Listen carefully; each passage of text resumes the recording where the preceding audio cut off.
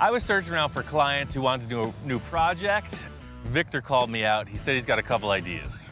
He was kind of vague. He wasn't telling me what he wanted to do. He said, hey, meet me at this car show. Let's talk about a few things. Victor's one of my wildest clients. We've done a lot of really crazy stuff, and he just can't seem to get enough. So him calling me out to this car show, I'm just wondering what's brewing. Ian, how you doing, man? Good morning. The reason why I wanted to bring Ian out was to get some inspiration. I won't tell him what I'm gonna do. I'll let him feel it. I mean, we've done so many other projects. I want to stretch his ability to the next level. We walk right in the gate, and there's a beautiful Mercury Custom. I know Victor's all about those, so I'm figuring, yeah, here we go, another lead sled. I think we need a different flavor. Rolls Royce. I'm not ready for that. You're not ready to be chauffeured around? You still want to drive? You're always asking for more room. How about just making smaller cars? I mean, you could do like this. You could do 10 of these in the space it takes to put one Merc. This car show is all over the map. It's kind of a game of pin the tail on the donkey. I just don't know where the donkey is. First of all, my wife said, honey, why don't you build a stealth? And I'm going, stealth, stealth. You know, the stealth bomber? I go, that's interesting. Is as I start to look at these supercar, Ferrari, Lamborghini, they have such a stance and a look that's just amazing. When they're standing there, it looks like they're going 100 miles an hour. Victor brings me over to the Batmobile, the iconic 60s show car, and he's telling me this wild design, this anything-goes mentality is really where we're going with this next project. This car has inspired so many people to do custom build. This is why we're here, because of this man right here. Sure, right? No doubt about it, yeah. And if he could do this, we could do what we want to accomplish also. It's a little relief to come to the Batmobile because I know it's a hand-built, it's a custom-crafted vehicle. We talked about Barris, we talked about inspiration, we talked about the fabrication, what it takes to do it. And I said, Ian, anything is possible. Victor's got these crazy ideas of some kind of a exotic sports car. I have no concept of this type of vehicle, so it's a path in a whole new direction. This is the flavor, man. That's something that you were meant to build your entire life, man. That's it. All led up to this. It all led up to the finally arrived. I never want to be stagnant, you know? I'm always looking for the next thing, the next hurdle to jump, and I think Victor's setting it up big. You never know what we're getting into with this guy, but pulling up on it, I can see it's got a really low profile in the nose. I don't know what it is. Check this out.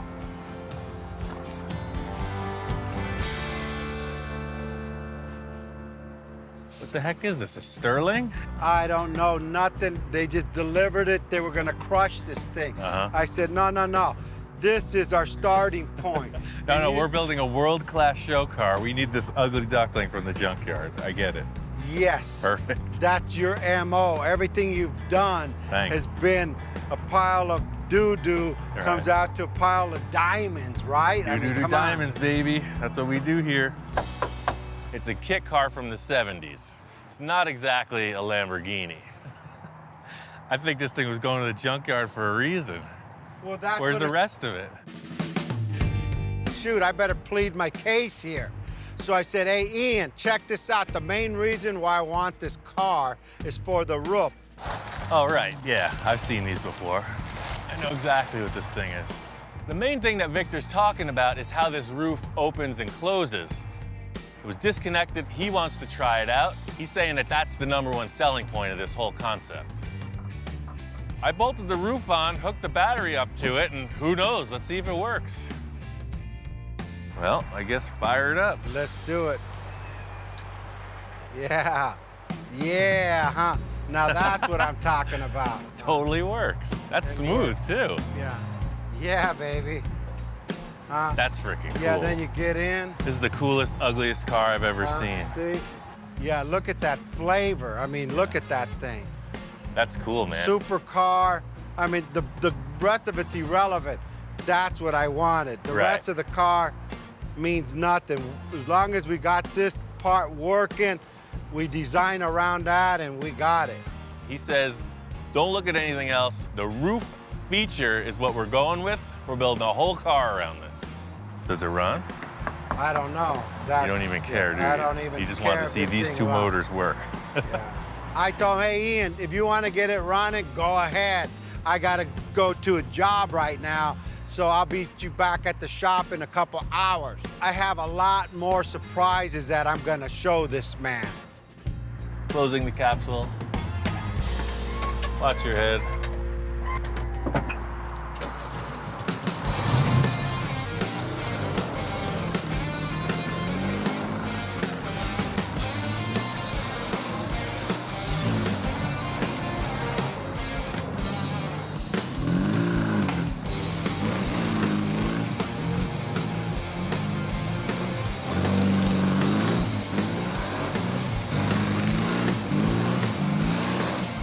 It moves around pretty good, but supercar it is not. I can't wait to get it back to Victor and see what he's got planned. You can pretty much upgrade everything on this kit car, but it's never gonna handle like a high-end sports car. As far as sports car goes, you know, you have this VW Beetle, four-wheel drum brakes, and about 50 horsepower, so it's not really a performer, but it does run darn good. This is kind of a weird thing that they just put this box here, but you get rid of that. I know we can hop this motor up and make it really fast, put a cool custom gas tank, and just open the whole back of the car up, man. Remember, we're building a super car. Right. If we go to Super Show and we open this hood up and say, look at my motor, they're gonna laugh us to another country. And I'm not leaving this country. Yeah, perfect. This has potential to do whatever we want to do. It's an open canvas. And Ian keeps talking about, hey, we could do this cam and these headers and dual carburetor on this Volkswagen engine, and I couldn't take it anymore. I said, Ian, no more Volkswagen, it's a supercar, hang on. I pull out my phone and I said, just a moment. You know what, let me make a phone call. Hang on a second. Victor's got people, so I don't know who he's calling, but he's on the phone. Hey, you think you come by the shop? Anything's possible. My first reaction is that he's got a guy with an engine adapter or something, so we're gonna put a better engine in this car. Thanks, bye.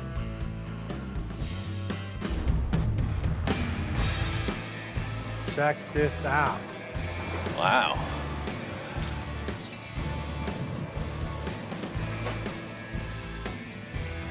So what, you're changing your mind on that car? You gonna do this instead? No. This is the donor car. What? I'm walking out and there's a nice Porsche Boxster pulling in. I figure the trunk is full of stuff for this vehicle in the garage. And Victor's like, no man, this is the stuff for the vehicle in the garage. So the whole idea is we're just going to build off of this thing and then create the shapes that mimic that car. I get it, right? No. We're gonna tear this whole thing apart, fender, top, glass, everything comes off. So you want to cut this whole thing apart? Yes. You gonna cut the car apart. I'm gonna watch.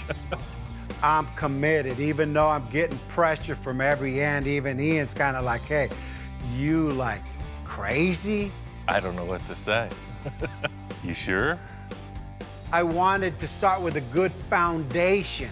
I mean, we got a new car. It's a 2000 Porsche versus a 1970 Volkswagen falling apart, riggedy-raggedy car. I want to take the best of both cars, Ian. That's pretty crazy, man. You're up in the game once again. Can I drive it around for one night? Can I go on a date? He wants to go on a date.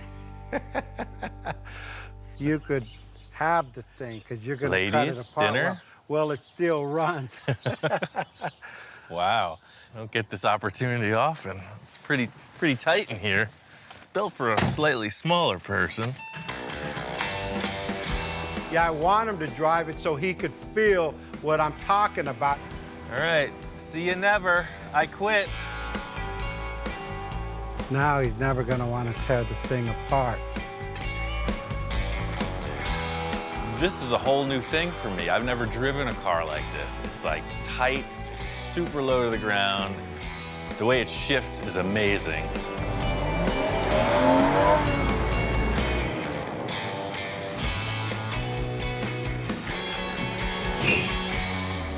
Man, this thing is fun. So what do you think, man? It's like a video game. It's like you don't even feel the car, it just performs. Are you saying we're gonna do this instead of that, or what? No. So you bought 2 cars and you don't want either of them. You can try to make something you do I don't want a Porsche, and I don't want a Sterling Volkswagen. I see the potential in both of these. I mean, there's good and bad in each of them. You know, it's just like, I thought we were building a piece of junky car there, and then you show up with this thing, so I'm a little confused. Okay, I'm confused too, but our goal is to put this car on this car and take this car apart and build ourselves a supercar that doesn't exist. The main thing I'm understanding in Victor's mission statement here is that he wants it to act like a Porsche, have the flavor of some kind of a Sterling sports car roof opening thing, and be completely unique and world class and the best thing anyone's ever seen. So it's a pretty short order. I think we should handle this perfectly. I think it's gonna be okay. I guess the first thing is to lift this roof up and get rid of it in one piece. One thing I can say is I'm a master of disassembly. We're gonna work right through this car, pretty simple.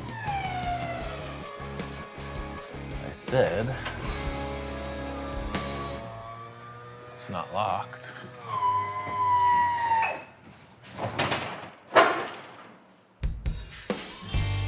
The one thing that was the sure thing, you know, the main wish on the list, doesn't work. No good. Nothing. It's not even budging.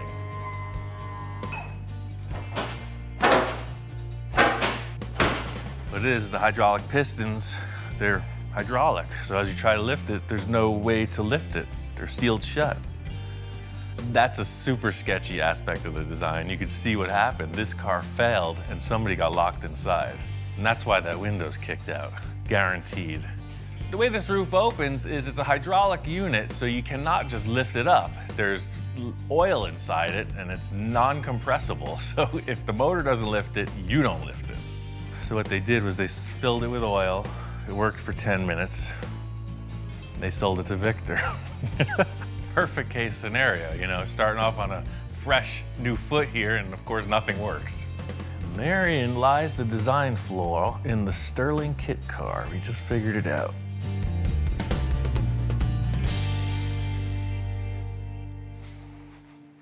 Just gonna cut these 4 bolts and start over.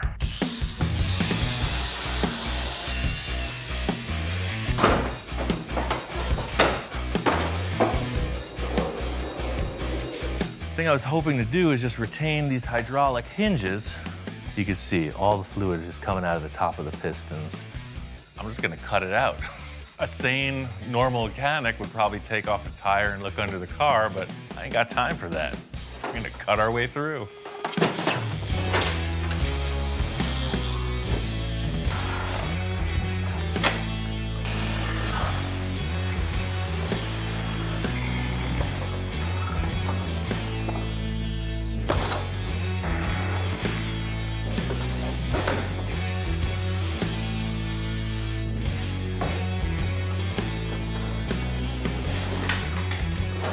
Ugly body's out of the way. There's the pot of gold at the end of the kit car. It's a Volkswagen chassis. Perfect running vehicle. I'm taking it home. The funny thing about putting this on the floor is all of a sudden it's just a concept car. It looked kind of weird up in the air with the Volkswagen suspension under it, but it actually looks more like some kind of a race car once it's laid down on the ground. Kit car is gone. Victor's bringing that Porsche back. It's a whole different process.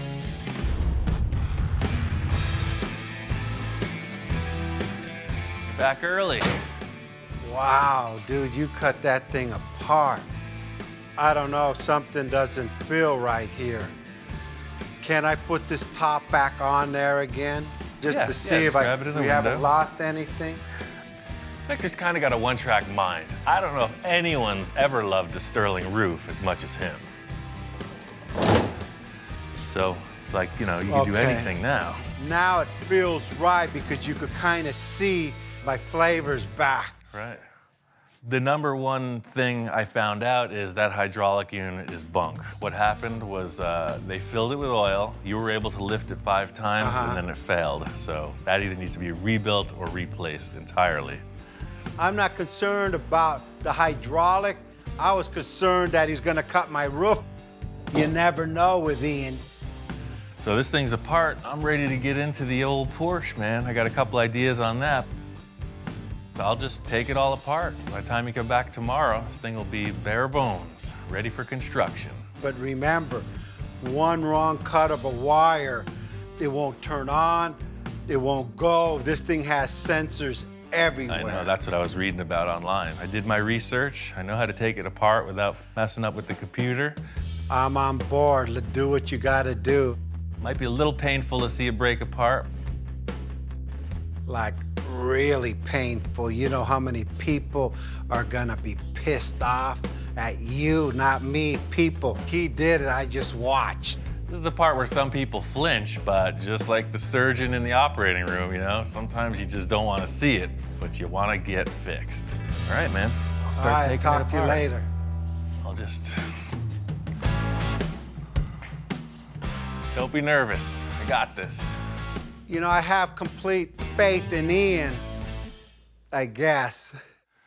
Well, first things first is to disconnect the battery and unbolt everything I can. This is the white glove tech disassembly. I'm waiting my whole life to do this.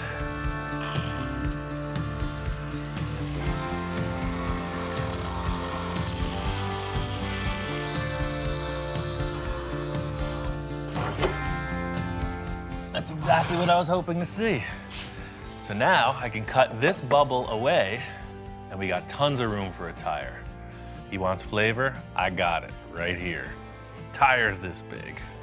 After I cut the outer fender skin off, I saw the inner wheel tub and I realized we can cut a straight line front to back and allow us much more clearance for a bigger rim and tire combo.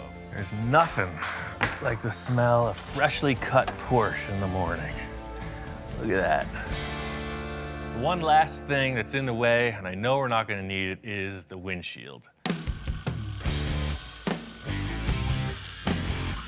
thing about this Boxster is that the windshield frame is a roll bar, and it's got a bunch of electrical wiring going to the rearview mirror. Sometimes things don't come easy, you know? I started off with my surgical precision and got all caveman on it in the end.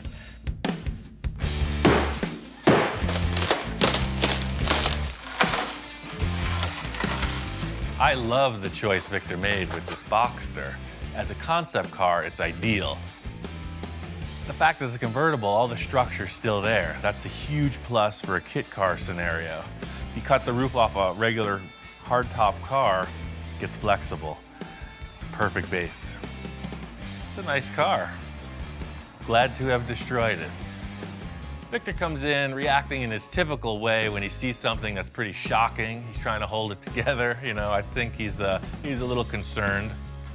I came in and, man, it's like worser looking than I thought it would be. I mean, in taking this thing apart, it's really showed me how much room we have to be creative. There's no mechanical stuff ahead of the axle in the front or behind the axle in the rear. So it's pretty much open to whatever you want to do design-wise. As Victor's walking around, I'm just giving him a rundown of all the positive things I'm seeing in this vehicle underneath.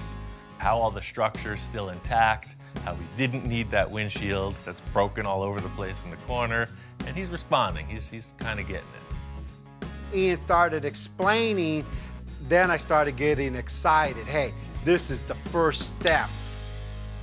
I seen it, I feel it, I taste it. Now, I'm excited. Where's the body at? Well, we got that other thing, and I'm not sure. We got to fit it on and see if we got even something to start with. Now that we're this far, we got to put that roof on, make it work.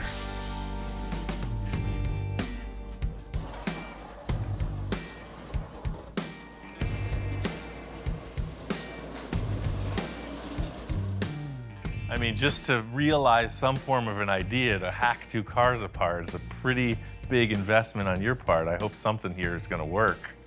I gotta cross my fingers. 1, 2, I need more luck. 3, 4, 5, 6. Okay, let's go for it, man. The thing that I was mainly concerned with from the start is how wide that dashboard is. That actually fits. Wow. What the heck? It is literally the exact same width, pillar to pillar. The dashboard totally fits in there. That's ridiculous. That's my roof. My cockamamie idea literally worked. I'm that guy that just thinks these crazy things up and hope they work. I mean, I'm even crossing my fingers now, and that thing worked. I think you rolled the dice and came up pretty good. Just seeing that this roof fits, I mean, that kind of makes me fearless at this point. I was very apprehensive, but I could see how your brain's working, you know? We could do anything. I mean, hey, now it's simple. We just got to design the whole car. The crazy thing is a lot of people might wonder what the heck we're so excited about, but you know, for me, it's the initial 2 days of mock-up, and that's what this proved, is that the concept is solid. You know, the whole car did have to get taken apart just so we could see this. When my children are born, it's like they're the most beautiful baby there is, and you're like, oh, and everyone's looking at it like, whoa, what's that guy looking at? The car only a mother could love. We got a little of that, a little of this, and a lot more of nothing. All we gotta do is build a car now.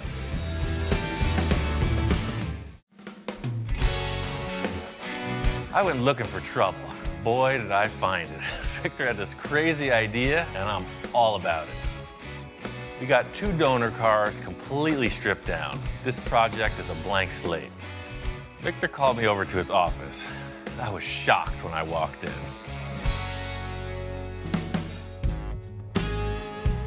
I guess Victor is taking us to the next level. His whole office appears to be covered in little pinups of all these different supercars, and I walk in and his hands are going everywhere, you know. I want some of this, I want some of that, going on and on.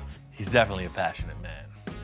I'm looking at all the literature, the internet, anything that had to do with supercar, and I'm taking pictures and pinning them up in my office. Ian can't draw, I can't draw. I'm good at drawing stick men, you know, that's where my limitation is. But my nephew Vinny, he's a graphic designer, and he could take our thoughts and put it on the paper so we have somewhere to start. So I want it to kind of look like this, this, this, and this. I just can't wrap my mind around how we're gonna take a Sterling and a Porsche to make you a supercar. So I just need to know, what exactly off a supercar did you want? I just need you to transfer my thoughts or whatever I tell you into paper. I'm gonna take a piece of this car, a piece of that car, the headlight of this car, the tail end. I've been through this before. You know, Victor likes to come into the shop, throw out a bunch of ideas, and just leave, you know, and I come up with something. I got the ideas, I just can't put it in writing. He works well with his nephew also, just a totally different style in this part of the project. He's all about the ideas, you know. He's the guy who says, I want this, and then he changes it 500 times. We're looking at this. I like the front end, the vents here, but then I like the way this flows in the front. Vince is trying to respond to that, and I'm just kind of watching the show. I don't know, there's another little element I thought could go in there. Let me see. I just see something, okay, just to here. I know how to color too. If you really look at them all, they all have one thing in common. They're like sleek, low, and mean looking. Yeah. Now what about the wheelbase? Well, we're stuck on that because we can't change the size of the driver's compartment or the wheelbase. This car is going to be kind of an arch. You're gonna have to provide a little more room for the drivers than you would see in a concept car, because we want the safety structure and the dashboard that exists. This is really proportionally what we're doing. Short wheelbase, high arching roof line, and not such an elongated nose. It's a good start. I like what he did in the back, the vent. This here is pretty much our silhouette. It will change. The thing is, it kind of looks like something somebody's already created. We're taking all these ideas around the table and off the wall, but we need to take that and figure out what's gonna make it our own. We decided we're gonna build this whole car around the roof. I gotta get this thing into position and then decide what we're gonna do. The dictating factor is gonna be how low I can get this in the dashboard section. If we gotta raise the back up a little bit, so be it. But you can see the back's real low. If I can get the front even closer, then we're where we wanna be. The whole thing is trial and error. So fit up the roof, see where it's hitting, cut that back again, back and forth.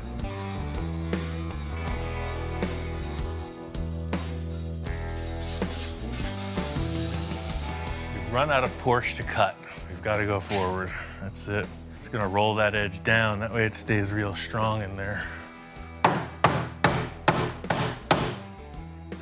If Dr. Porsche could see me now, I'd be his #1 son. Better every time, baby. The thing that I'm really struggling with is I love the height of the back right here.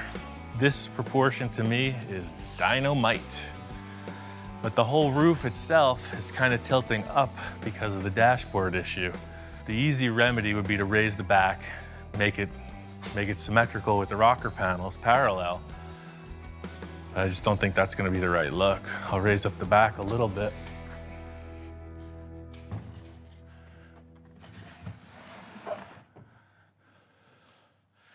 So now what you're seeing is these are fairly parallel.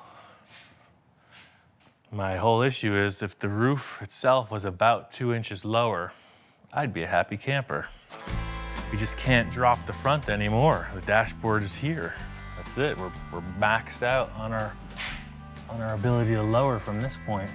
Kind of reached the point where I don't want to lower it anymore. It seems like it's in proportion, but without some other elements in place, I'm not gonna know if it's right. Just trying to come up with the solution. You know, right now I'm just looking at a roof on a chassis. Wonder if I shouldn't just mock those fenders on here. Maybe if I put the fenders on, it won't look so high up. Might just cut that car apart and just get some representation of a fender height. So with this envisioning tool, you'll see all that framework was messing up the vibe. Aha. Supercar, baby. That's what this was missing. Now all of a sudden the roof is way down. This is by no means what we're building. It's just another representation for discussion. This is the same effort that we did the other day with Vince in the illustration room. This is my kind of discussion on styling and what's possible because we have all the real world parameters in front of us. So there's a lot going on here and I'm really digging it. I think my favorite part is the rear portion, most specifically the height in here. I know we're gonna have a big hollow in there, and really at this point, the whole rear end is just pure potential. Got your hips coming in, trough to see the engine, whatever back window there's gonna be. But looking at it here, you see the roof? You know, it's got kind of that pyramid shape where it's coming up into the roof height. Doesn't look too flat, doesn't look too tall. These are just representations of proportions, parameters, surface heights. The look of everything's gonna get changed. One thing I notice about supercars is that they are ultimately low profile. Looking at this thing, the proportions are a bit off. It's critical that the stance is right on the money, especially from the starting point. I gotta lower this thing. A lot of times when I build a lowered car, I'll just bottom it out, create the body around it, and then raise it up. I think we're gonna do the same thing here. Victor and I already discussed, he's going for a whole suspension upgrade. I don't wanna disassemble anything, so I'm just gonna cut the springs out of this and drop it. Oh yes, and again, when you can't get the floor jack out, you're just right. At this stage, I've mocked up a lot, but that doesn't even begin to tell the story of how the car is gonna flesh out. What we've represented is a series of panels, a ride height, anything goes from here.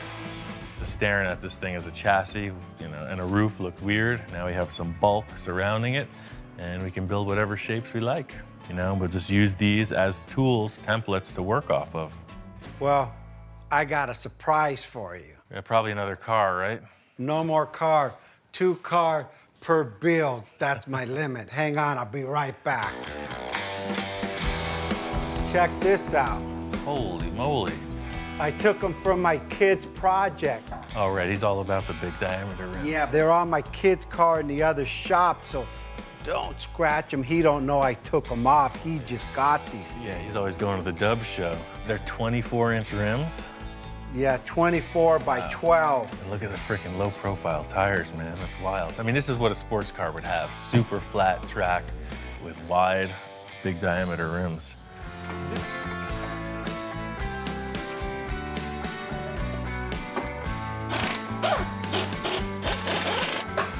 Totally different attitude. Well, you used up all your clearance, man. Can't get no more than that. That's the thing about the taller tires, man. It's just way more aggressive. Totally cool. It's almost like putting a suit on a car. It just brings out the sparkle. It's a little bit too blingy maybe for this car, but it gives it the stance. Look at it's wide. Just make it look more aggressive, you know, big and little tires. Just give it that down, nose down stance. Clearance is perfect. We take this radius all the way to this point to the ground. Remember, we're gonna be on the ground. Yeah, I get you. Now with some type of air suspension. Good call on the big diameter rims, man. I wasn't know what to expect when you walked in the door, but they work. In the end, who knows? Probably change the wheels out. You know, the tire size and diameter looks great. You know, the rim is simply a style choice. Those stock Porsche set is not gonna happen. That's the difference between soccer mom and superhero right there. You're all about it.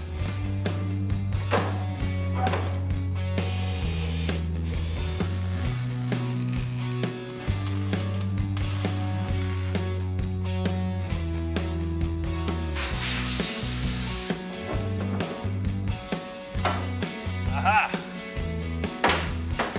It works. All right. To the bat cave. Perfect. For me, this is where it's at. Now we have a bunch of stuff on a car. It's time to get busy. Fits like a glove.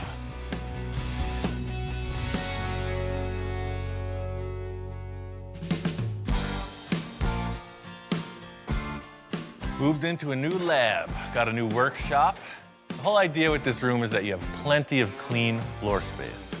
One of the biggest challenges in everywhere I've worked is that there's always stuff, and I'm always trying to decrease the stuff. I got my tools, I got my dog, ready to rock. The whole idea with getting this in the room is now we are in the artist studio. I got the car up on these little roller dollies. We can spin it around. Get up high, down low, nothing in the way. Because really, that's it. You gotta have that line, you know? It's gotta look good.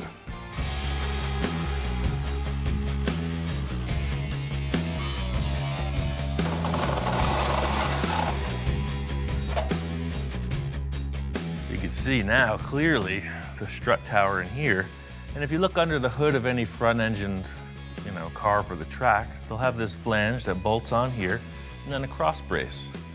So already you can see it's just, when you're looking at the engine, it's way better than looking at this big divider wall. What do you think?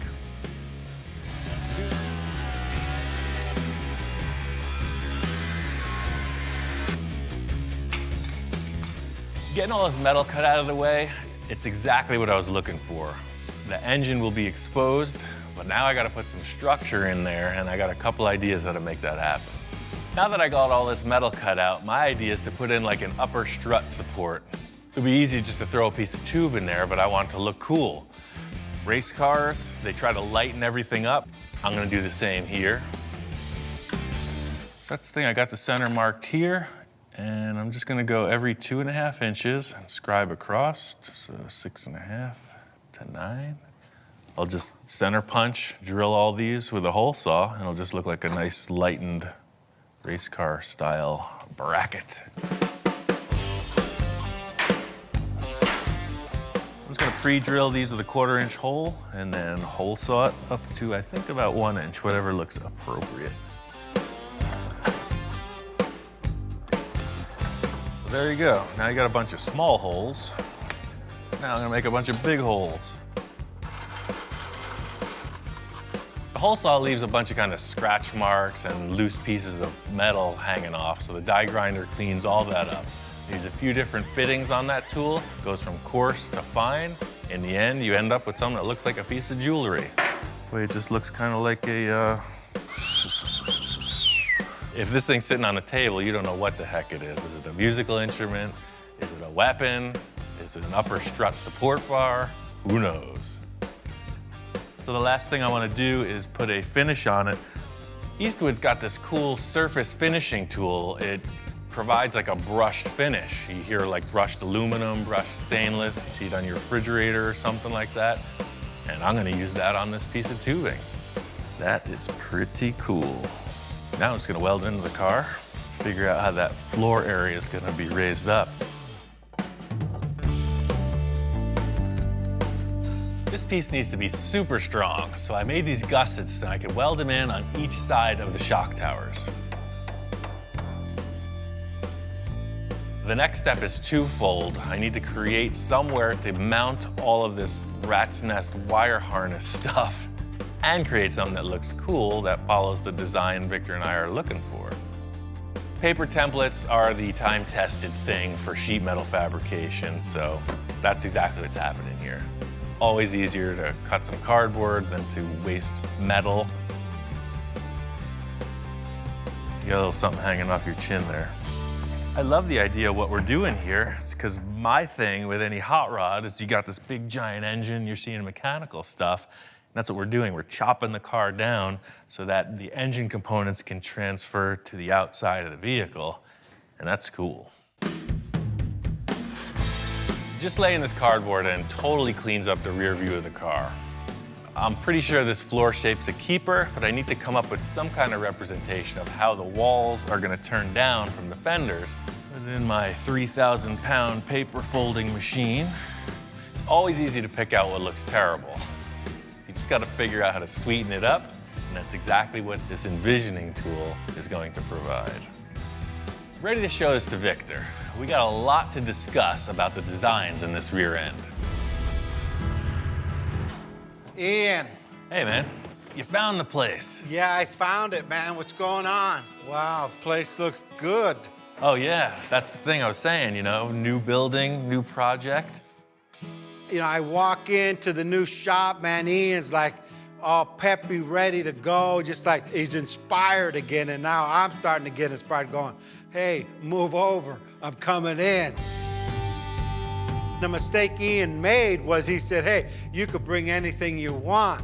So, I mean, you can't tell me that. It's another piece to this puzzle. You know, 911 Carrera bumper. Okay, I thought it was something you picked up off the street. Oh, I see, yeah, Porsche 911. It's a little concerned because he brings in a Porsche bumper. We're working with a Porsche. We're trying to make something that doesn't look like anything out there. So, I don't know, I'm a little skeptical. I think it's gonna be too wide, but hey, you know what? What else is new, right? Well, it's exactly what I'm doing here. Just stacking stuff and seeing what works. And Wow, that's freaking wide enough, man. Look at that. You know what? That thing ties right into the depth of the tires and everything. Completely. I mean, it's one thing to just say, oh, well, oh yeah, it's a Porsche, it'll fit, but you got these massive tires and it actually works. Once we put this thing up, it was like a revelation. It fit. To just put a replacement Porsche part on it seems like not accomplishing anything, but this is completely different than any Porsche that I've seen. I mean, already I'm seeing lines coming off of this that make the whole back of the car start to appear. I don't know what you're seeing, but I see it's looking now pretty from cool. this point, watch, stand here, I'm gonna show you what I see already. Now as you come in here, guess what? These are rolling. Guess where this fender's going? Straight to here. Look at this. Look at how this. This is like a whole imagination station. That's exactly what it is, you know? It's like, imagine if we could do this and it felt like that, but it was more like this, etc., you know? He comes up with this dialogue and I cement some kind of a tangible thing and then we modify it. What if we just took the Boxster fenders and just mocked them up? Maybe that curved shape can benefit us. You're right. I brought everything from the other shop. They're right here. If we're gonna go with this Porsche bumper, it's very round. It's in direct opposition to the faceted edges on this Sterling body. It's got me thinking about a couple other ideas. So you can see it's curved. It definitely takes over from that, but if we put it on, oh, look at that. Wow, that's ridiculous. It matches the diameter of the Look tire. at this thing, huh? Look at this, huh? That's pretty crazy. The rear bumper and the fenders are really a huge breakthrough because they're not the end result of what the style of the car is. We just need to create surfaces to sculpt off of. It's exactly what you're describing, man. It's like down, Wow, yeah. up, and over. The lines are all there. I mean, now it's an open canvas. We have a lot of depth to work with, so This is that's exactly what I pretty needed, cool. man. I'm gonna show you a couple tape lines that I'm considering with the angle of these walls, because that rear deck portion is quick and easy. The main thing I want to figure out is when you're looking at the car, what are the proportions? How does this engine bay get closed in? How does it flow into the rear quarter panels? Because that's a huge element of how the rest of the car is going to be styled. So this is the angle both sides will be at. This will just get moved over, trimmed out. But these are our dimensions, you know? None of this is going to be visible in the end. This is just going to be a rolling shape that comes right out of that trough. Ian, what do you think about a slight curve on that? Well, I got the slip roller. Let me put it in there and we'll see. Look at that. Wow. Totally good call.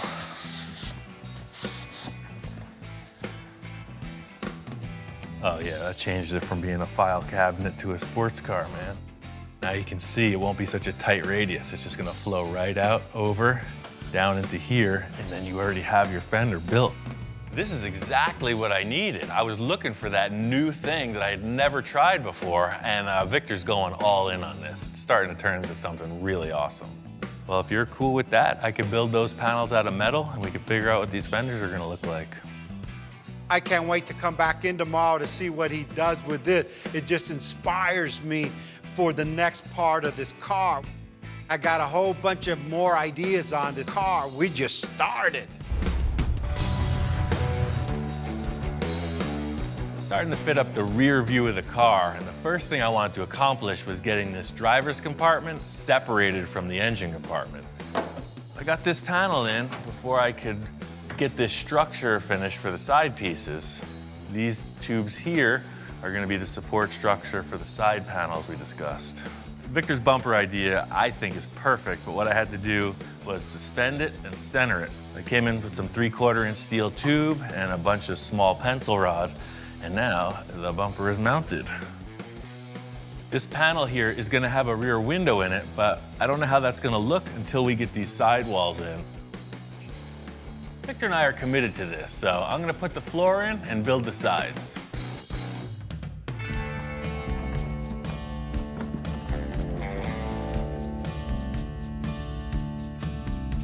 I was thinking about some kind of access hatch here with a hinge, pretty techy to build. Victor said, why don't we just part it right on these two braces and this whole center panel just pulls out. I had all this scrap foam insulation outside, and by setting that up on the insulation, you can just run the jigsaw right through it.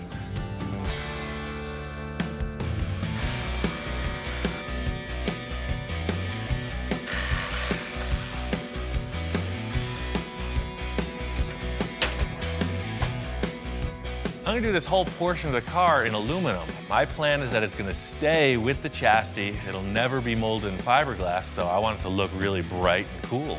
That's it. Piece of cake.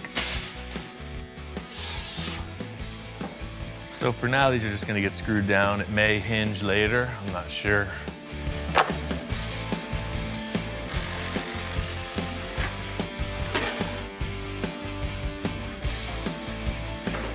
The whole thing with these panels and them being aluminum is that it was my choice that they stay with the car through to the end as a showpiece. So to see them in place is pretty satisfying.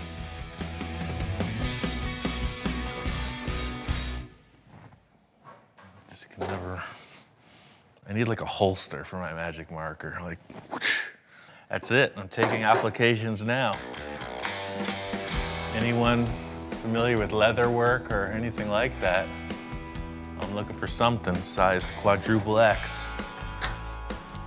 Quadruple X so I can grow into it. My senior years. That looks pretty good. I think to set this thing off, I really want to rivet it together. It's going to give it a real industrial strength race car look. But because this is a concept, I'm just going to mock them up with these self-tapping screws.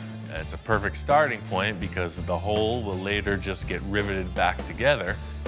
There's the last rear pan where the bumper goes.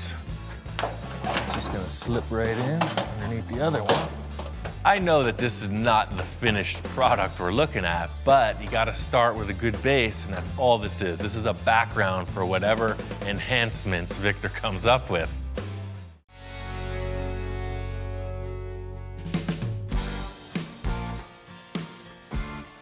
Ian, how you doing? What's going on? What did you do? That's pretty cool. I got the whole engine compartment kind of squared away. You know, I went with aluminum, and then I think like a riveted final detail would be pretty neat. You know, something real shiny down in there. As I walk in, you know, we got the back fenders kind of in place. It's still like a hodgepodge. You know, like Ian said, anything goes, because this is just like the clay mold. I love this because we still could put another element in here. You can do whatever you want in here. You know, this surface is represented. I really want to get these fenders so that there's no holes in the back of the car. Looking at it now, it's really loose, sort of like a patchwork quilt, not even stitched together yet. But I'm seeing the finished flesh on this thing, and it's got to be set up correctly. I mean, the idea of screwing this Porsche quarter panel onto this Sterling body seems kind of strange. That ain't strange, that's like crazy. Yeah. Madman. Now I'm getting excited again. So what I was thinking was I just took this aluminum sheet, super light, and I just formed it over a piece of tube. That way it'll radius down into the engine compartment. So this is gonna pop on here. It's gonna do the same thing as everything else we've built so far. Just gonna represent a surface. Yeah. Slight body modification here. I'm gonna have to put something in there to hold that up. Bundled sweatshirt technique, sponsored by Carhartt. Thank you very much. See? Now you're solid. We got fiberglass, we got aluminum, we got a piece of my shoe, now we got a sweatshirt. Come on now. Nobody breathe. See that? There goes my Sterling. Greased it out. We got aluminum foil, we got duct tape. It looks pretty rough, and there's a word for it, and it ain't a good word. Custom bodywork. So this is all pretty distracting. I think we should just primer gray this area. That way we just have like a monotone looking thing we could build up off of. The aluminum foil just wasn't suspending itself like I had hoped. So I wanted to reinforce the whole taillight area with metal before we finalized the design. I could save this aluminum for my sandwiches, for peanut butter and jelly sandwiches tomorrow. I'm doing this fast and efficient, bunch of strips of a little thicker material. It's gonna end up right. This is just another super fast mock-up, you know, just to see what we're working with. By getting the go sign from that foil thing, you know, it's just a little bit rounder surface.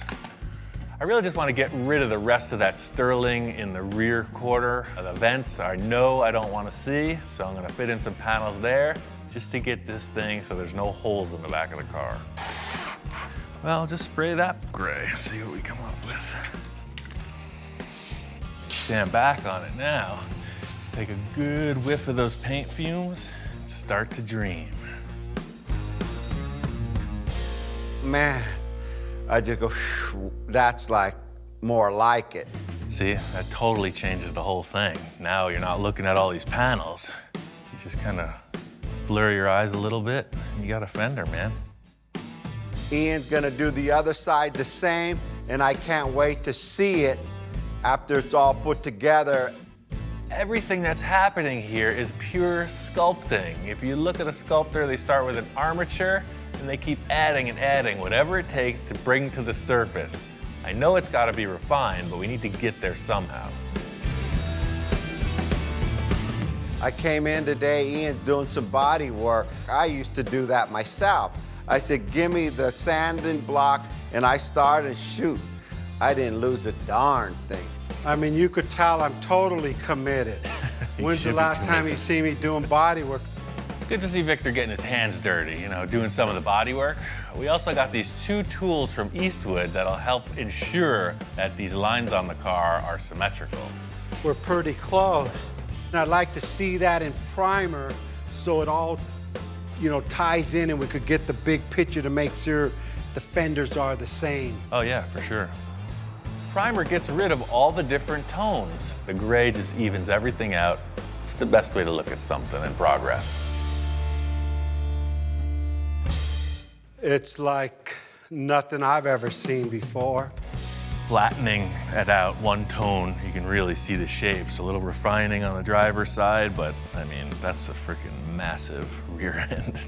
How much more work do you need to make a mold? You need it finished, right? Oh yeah, the better we make the model, the better the mold comes out. Well, we could either turn the car around, start on the front, or if there's anything else you want to change back there, I'd say it's a perfect time to do it. All the supercars got the fins on the bottom. Well, hey, guess what? I want the fins on the top and I want the fins on the side. Almost like a propeller to a boat, but straight. Okay. Victor's coming up with all these ideas about multiple exhaust tips, some kind of really exotic designs, and I'm saying let's just try to get some real world structure to this theory. Let's just make like a cardboard mock-up, come up with some kind of concept. All right, so whatever diameter exhaust you use is up to you, but I got this tubing from the fiberglass. I'll just cut this cardboard off. We'll have something to work with.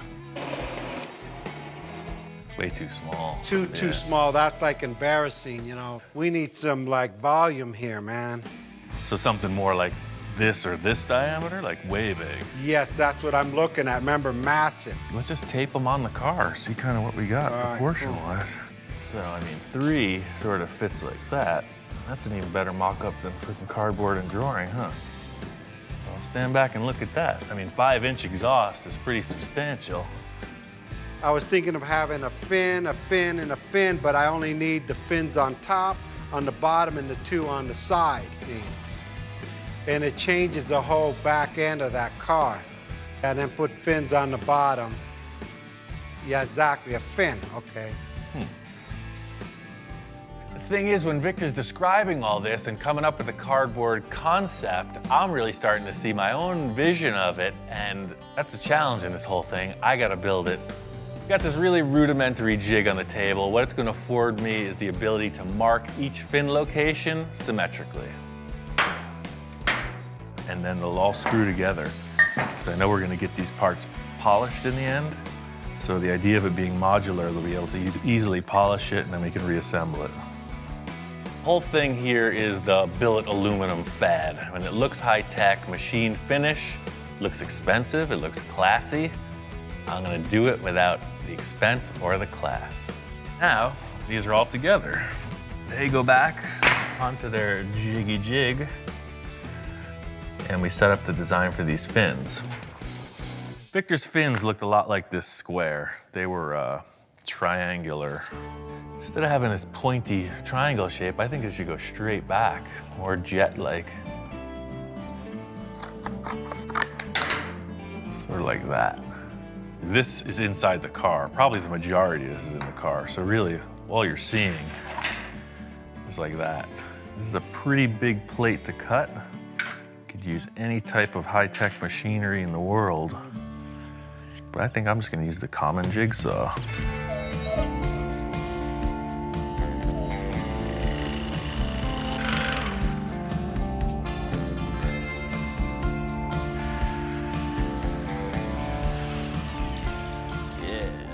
I mean, this looks good, but I want it to look great. I think I'm gonna take a router and then make a radiused edge on all this. The dog's head is spinning. I don't think he's convinced for 1 iota that this is gonna work. Hey, Not too bad for a couple carpentry tools, huh? What do you think? That edge looks so cool. I'm gonna do the same to these tubes.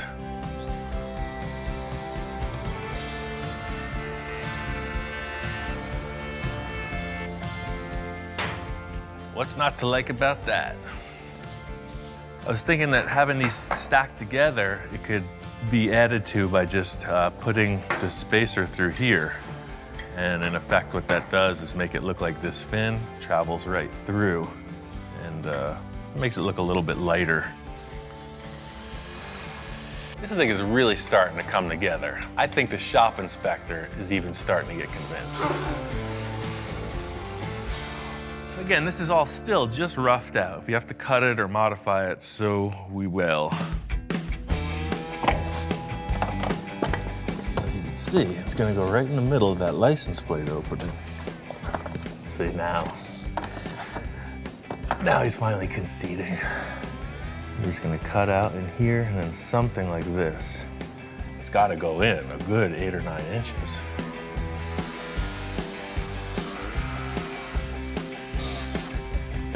Aha!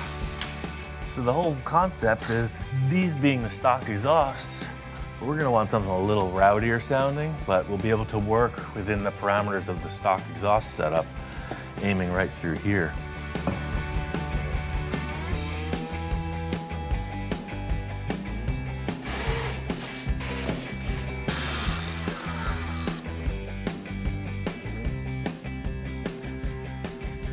Oh yeah, that's totally cool.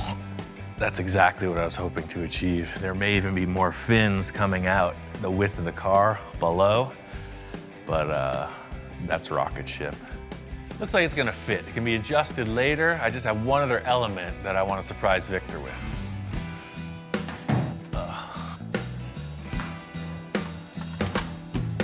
Ian, how's it going? Hey man, got that exhaust mocked up. That's rad, man. After I open the door, I look straight to the car. I know I say, wow, this was wow. That ain't what I give you when I left. Yeah, no, I made a few changes. Victor walks in and I can tell right away he's digging it. It's a far cry from a cardboard tube.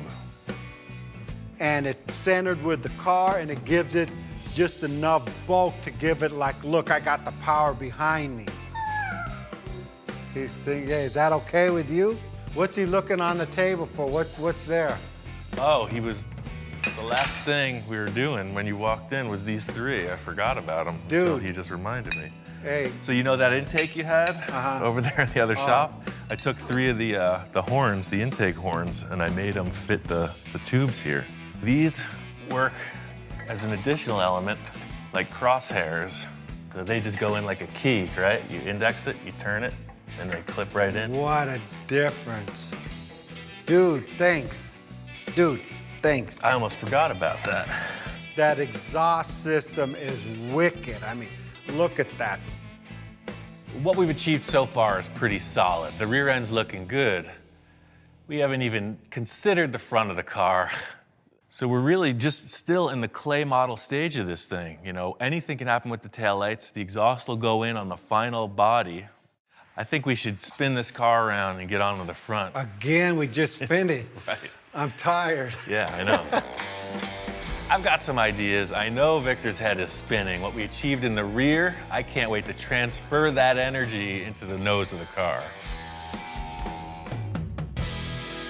We made great progress on the rear end of this car. Pulling that Porsche bumper really streamlined the effort.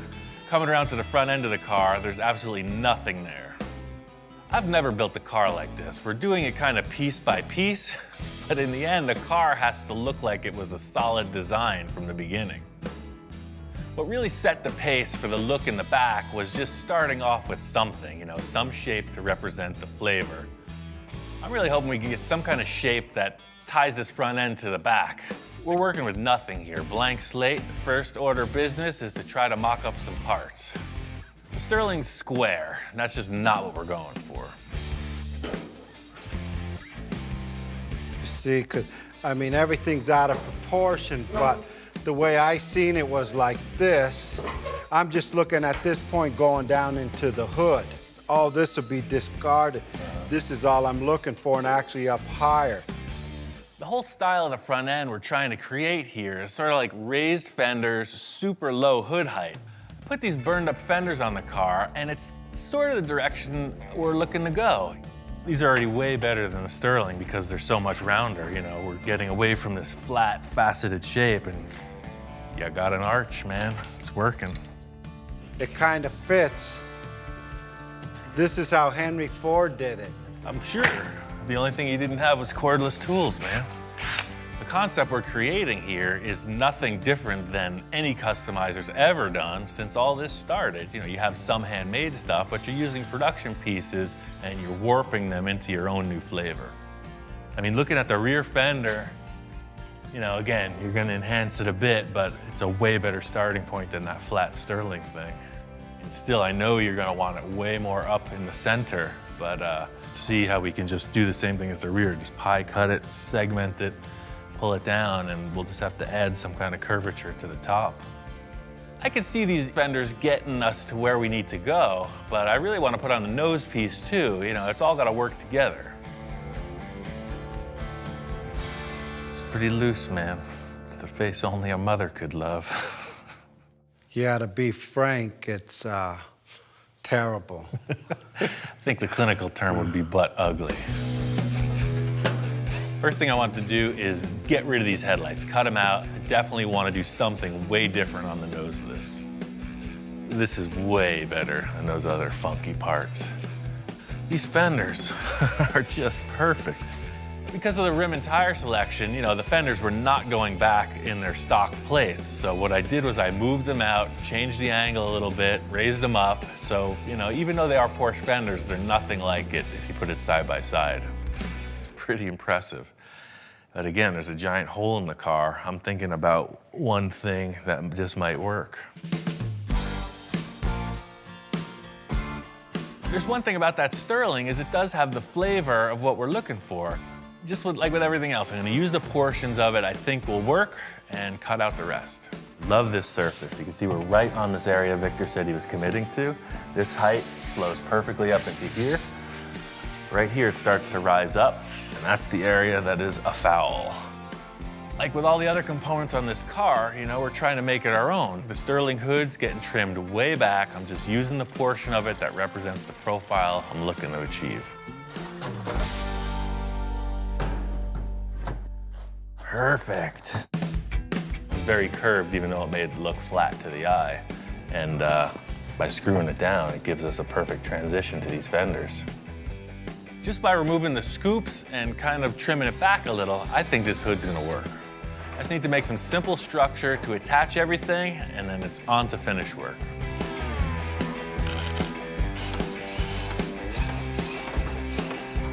Using these aluminum sheets, it's the same process as in the rear, just trying to create a contour, something to build off, and the look that I want. Being that this car is gonna have a mold on it, in the end, the construction here, anything goes. It's purely a mock-up. Now we're getting somewhere. This is all about the concept. I'm gonna tape some of it up, spray paint it, sit back, check it out. Getting these fenders mocked up, I really see the potential of this valley and hip fender aspect Victor was trying to get his point across about. I see a issue with that bumper. Maybe that one's not the right call for the car. We're gonna have to figure that part out. I'm positive this bumper is not the right look, but what it's offering is a structure to build off of. Welded in this mounting bar to support the bumper, but I definitely have to widen it. One thing I've learned from chopping up a lot of cars is to retain the look of the thing, you section it, it's gonna cut both ends off and widen them out independently. As crazy as this sounds, my whole idea here is to just sheet the thing with aluminum. You know, we'll have a blank slate and we can work forward from there.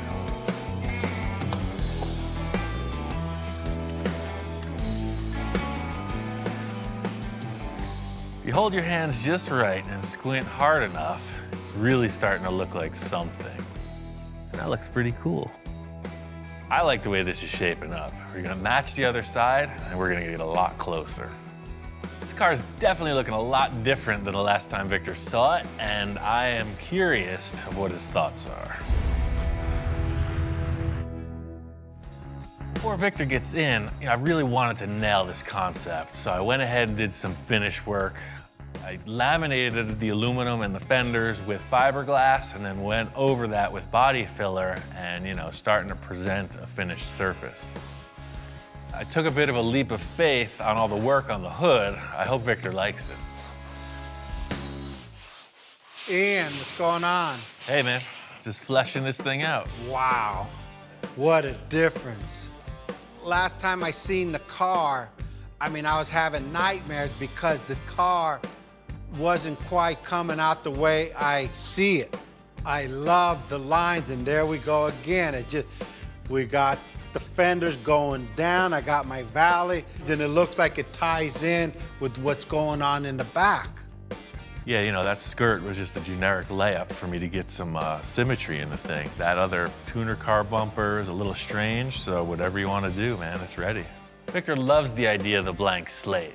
Setting it up like this just gives you every opportunity to discuss more design. I was so tripped out last night when I woke up, man. This morning I got out of bed and I've been shopping. I need to get a front end on this thing, and I looked at 20 different styles and I think I found the right one. Victor says he's got something else to add to the car. I never know what to expect. All right, I'm gonna go grab it out of my truck. At this point, I'm thinking, hey, it could be anything. Hopefully it's not a new rear bumper. Ian, check this out. You won't believe where I found this. What the heck is that off of? It's a Lamborghini front end. Wow. Found a Lamborghini junkyard. A Don't ask Lamborghini me junkyard. what year. This is not what I was expecting at all. You see, I'm going about it with a bunch of aluminum foil and body filler, and he pulls out the supercar card. That's good stuff. It's not what I was expecting.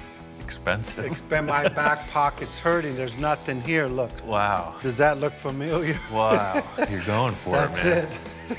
it. That's the right call. That's all I got left.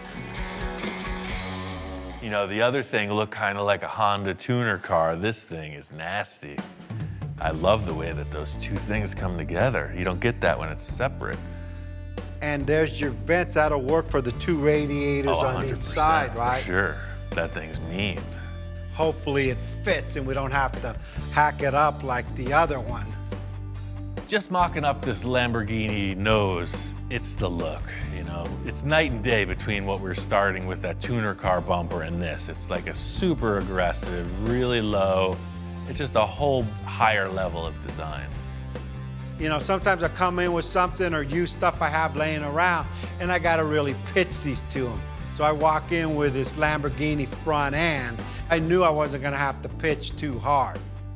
On its own, it looks freaking awesome, but to get it to fit with the car, we're gonna kind of have to change everything. We're gonna have to blend out all those hard edges. We're gonna have to cut back 90% of the work I just did. I got a couple ideas, man. The thing is, just get out the tools and try to make it work. But anything you cut off on this thing, could you save it so I could at least hang it on my garage wall? Yeah. To get this Lamborghini nose on the car, I gotta undo a lot of the work I already accomplished, but hey, that's part of the mock-up. This design is really worth the extra effort. Victor's kind of sweating it, he doesn't want to risk these parts. He doesn't want to see me just chop them apart. I'm gonna send him packing, take a little of the pressure off, and get to work.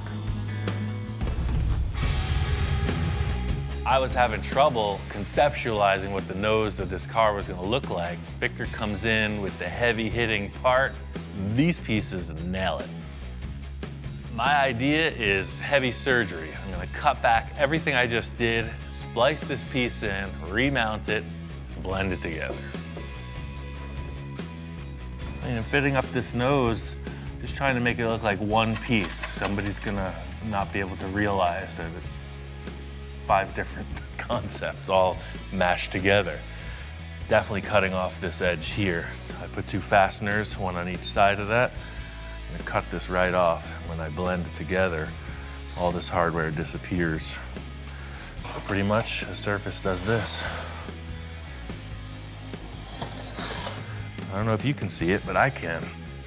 The whole thing with this process is it's kind of so reaching in the dark, you know, it's just looking for these little glimpses of hope to carry you through, because trust me, this isn't easy. This is like the challenge of a lifetime, and we're going about it pretty haphazardly. To fill in these gaps, the same process as with the fenders, just some aluminum sheeting, fiberglass, filler. You know, one thing I've always wanted to do is, you know, build complete car bodies in the style of Ed Roth, and you know, this is very similar to that. Glomming a whole bunch of stuff together, no matter what it is, and then making a mold on it. The thing with the mock-up is it's about visualizing if you can move forward, you know. So taping it up, spraying it gray, it gives you perfect representation of a yes or no to your question. This is why I'm doing this with the gray stuff. So you kind of sit back, look at it, it's gonna work. You know, you got two drastically different styles in the bumper and the fender design, but we're gonna do a little deletion of both, defining ridges. We're kind of right in there. One thing about transplanting this nose piece on it is it doesn't really work with the ridges on top of the fender. The look of the other car was defined by these really sharp cuts in the body panels. This one doesn't have any of that. So I'm just gonna cut this off right here, and the filler's gonna delete this rise. The filler's gonna come right up and over. So you won't have this or this. That's the plan, and I'm sticking to it. Front end of this car is pretty much redefined. I really like the concept with the fenders we're using so far. The challenge was getting it to match this new Lamborghini style nose. The crazy thing is I think I got away with this. Putting the Lamborghini nose on here was a real hard mend with this contour, but by using these lenses, it really helped this flow right down into the steep angle of the nose. It's pretty cool, huh? Because you can see now, it's just another clay model representation. It's probably the headlights. If you see the lenses, then you'll understand. These plastic lenses, they really helped me create this symmetry because I have definite mounting points and angles to contour the fenders off of. So the reason I wanted to use these was because this curvature here, you can see it gives the fender a reason to flow right down into that steep angle from the other nose piece. You go any direction with the headlight choice, you know, something super expensive, maybe even Lamborghini headlights. I went to the local scrapyard, looked around, and found something I could modify to work. The thing I saw firstly was this cool shape. I don't know how to describe it, but what I like most, it's got a really modern projector-style headlight bulb in there, and we could modify anything inside this housing. I don't know how Victor's gonna feel, but to me, look at this. This is a really unique looking lizard-faced car. It's pretty awesome.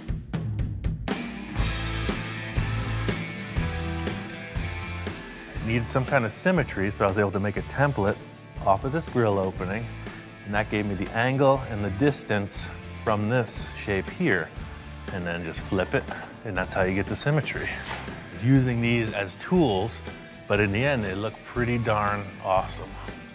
Cool fact of these headlights is they are production car parts. They got some numbers on them. I'm sure we can get a duplicate set. It's a really unorthodox way to build a car. We've never done it like this before. I just hope we can tie it in as the end time comes, because it's pretty loose. There's two giant holes in the side of the car. Just don't look at that, don't look at the roof. The nose looks good. The big challenge in this whole thing is that we're kind of just coming up with one aspect of the build at a time. It's almost like charades. In other words, I have a piece and I'm explaining, you know, sounds like this, feels like this, and Victor comes up with what he hopes is a solution.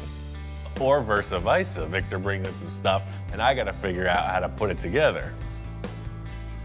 This nose piece is completely void of any grill or insert. You know, I'm working on the headlights, the upper side of it.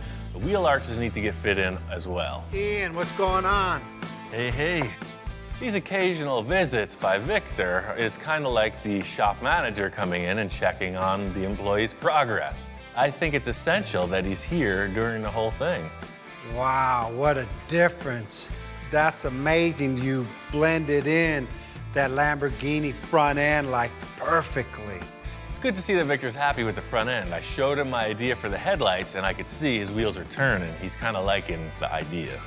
Yeah, no, that's gonna look awesome, man. Look at that. It's gonna give you that like mean look. And what I love about what he did when he contoured the hood and the headlight, it gives you this like round fender, just sleek, like made for speed, you know, supercar speed. This guy nailed it again. So, as usual, you told me what to do and I did my own thing anyway. So I moved the nose in a little bit shorter. Yeah, I noticed you took about 6 or 8 inches off. Remember, I wanted this thing to go like this, and then now it just goes like this. Victor is all about proportion, and he was coming up with these numbers that just didn't jive to me. So most of the time, I just have to do what I see fit at that moment. You know, the great question, what would Ian do? I just ask Ian and do it. You didn't cut it, did you? After all that labor and accomplishment, Victor's only got one thing on his mind, and that's like, did you cut the Lamborghini front end apart? Fortunately, I know I didn't have to do that, and the secret's safe with me. It's buried underneath plenty of filler. If you're cool with the way this is progressing, I say we get that lower spoiler in place and figure out what we're gonna do about the grille opening. Let's do it. That, since you adjusted it to fit the wheels, it's wider than the actual piece now. The first thing that bothers me, you know, was definitely these little wings coming out here. I want to cut these little wings off of here and just take it and let the body come straight up to this point. That's a really nice piece to be cutting up, but we can do whatever. What were you thinking about the grille opening? Check this out. You know, Super Bowl, right? Right. Well, I bought a new TV. When I explained to Victor that we can incorporate anything into the design of this car, he takes it to heart. And I think he's trying to push the boundaries a bit. So here's the grill, literally. Check this out. I mean, I seen it and that's where I got it. Check it out. There's the grill right there. He's walking in the door with a pile of styrofoam. He says he bought a big screen television for the big game on Sunday. And for whatever reason, he's looking at these foam packing parts, and it looks like the grill to a supercar to him. Ian's looking at it like, you know, scratching his head like this dude's out of it. Starting to get a little bit loose, man. You're throwing everything at this. First the TV, next the kitchen sink. What do you think? As Victor's giving me a sales pitch, I'm starting to respond a bit. I mean, yeah, it does have an interesting look. You put them together, it makes like a V shape that could be a grill. You can shape foam really easily. Okay, I think we can work with this. I see what you're saying. Look at this vent you get in here. I think if we just get this and just curve it a little, so now it's curved, just like everything we got curved. Sure, we got a few straight lines, but I just take the sharpness off, so it's just a little, you know, curve to it all the way around. You know, my job is to like give the basic concept and idea. Ian's job is to make it work and make it look good, because some of the stuff I come up with could be, you know, looked at kind of interesting, to say the least. You're not down with using the TV packing for the sports car?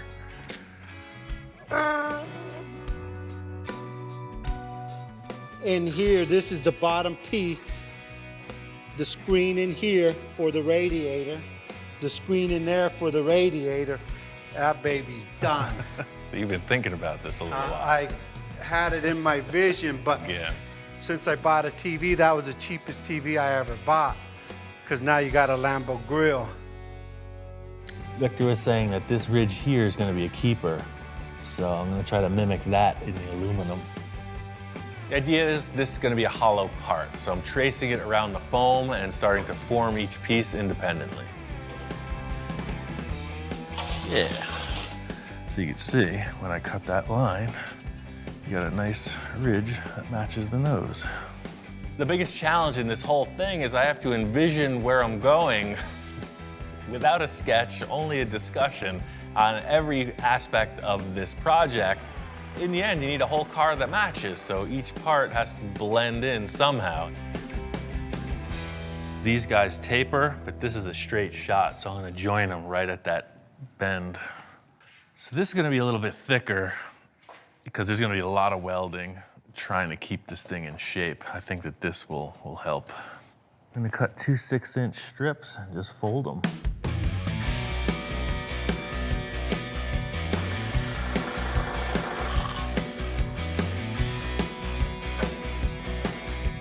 This material is kind of thick. It's starting to push the limits on this sheet metal brake, but it's working out.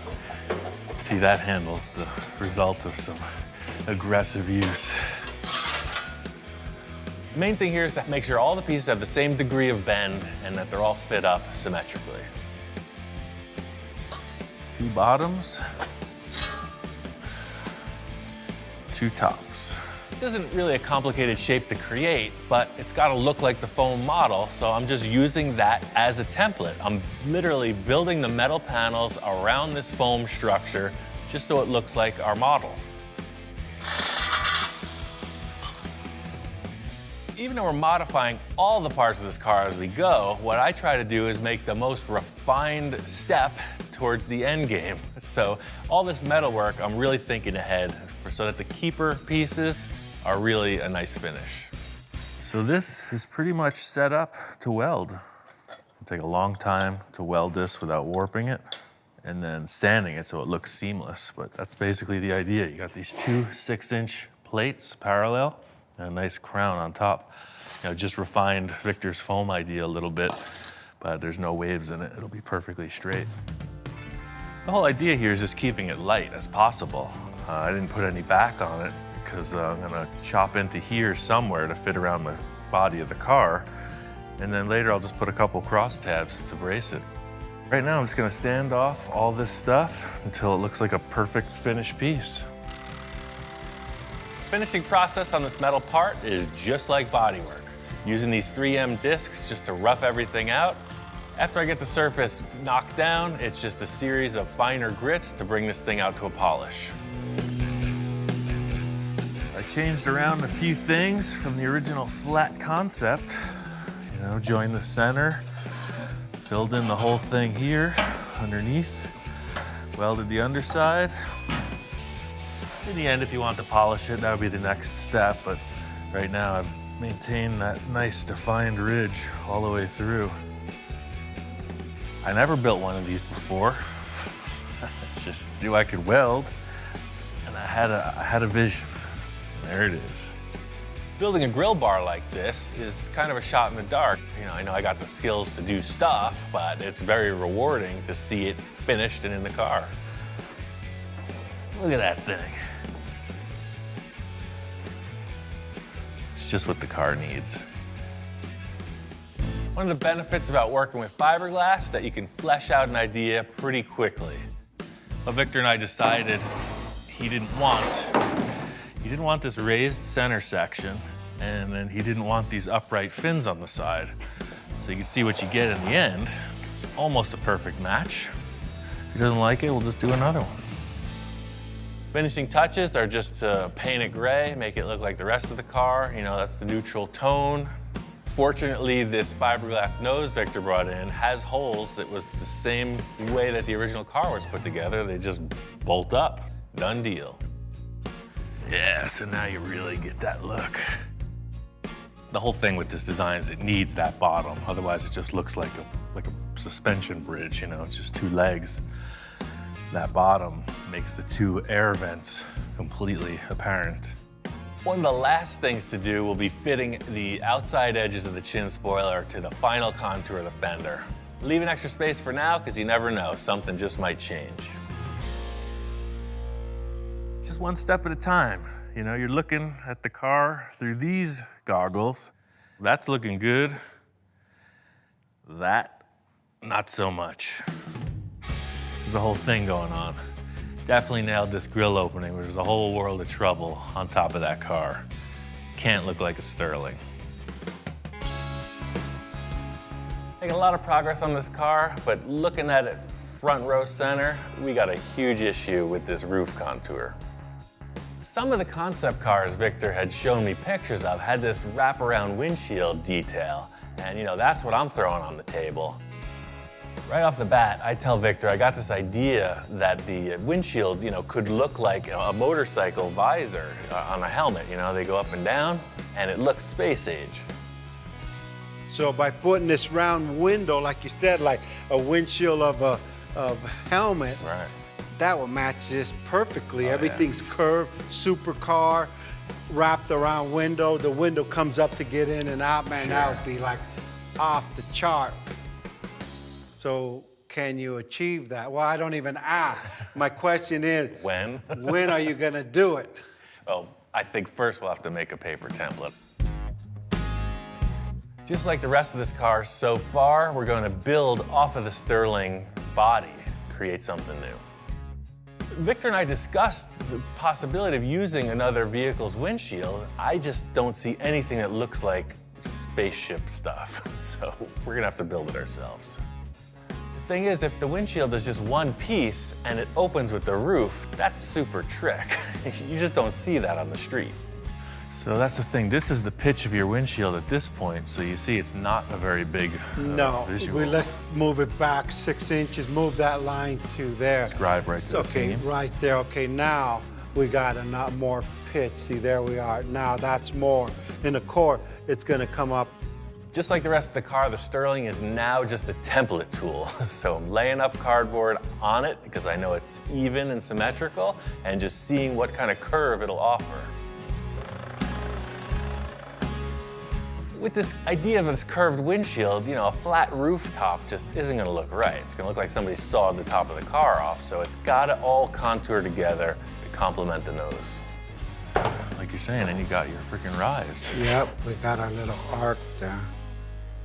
So I'm just gonna make an exact template of this window, and we'll flip it over to that side, so this curve that's coming up around the back will then turn around the exact opposite. I think Victor's main goal with this roof is to do something you just don't see. He uses these words, these big words like iconic, timeless, supercar. His loose perception of reality is easily translated by my four hands. So you want to create like a little dome Yes, shape off the yes. roof, like up there, like That's that, right? it. That's what's missing. I love the idea of this mock-up with the cardboard for the one-piece wraparound windshield. It's exactly what I was thinking. Motorcycle helmet visor. I think it's a keeper. Finally, we get rid of the ugliest part of the car, man. Let's just bury that Sterling. We bury the rest of it. Just don't dig it up again. Dude, that was my inspiration. Well, The Sterling started the whole project, Oh, yeah. so that hurts. And the Porsche Sterling, how do you think it feels? Oh, it's done. I think I sold Victor on this idea. There's nothing to it but to do it. So if I do 2 of these of A and B, that's a gallon. I think 2 gallons.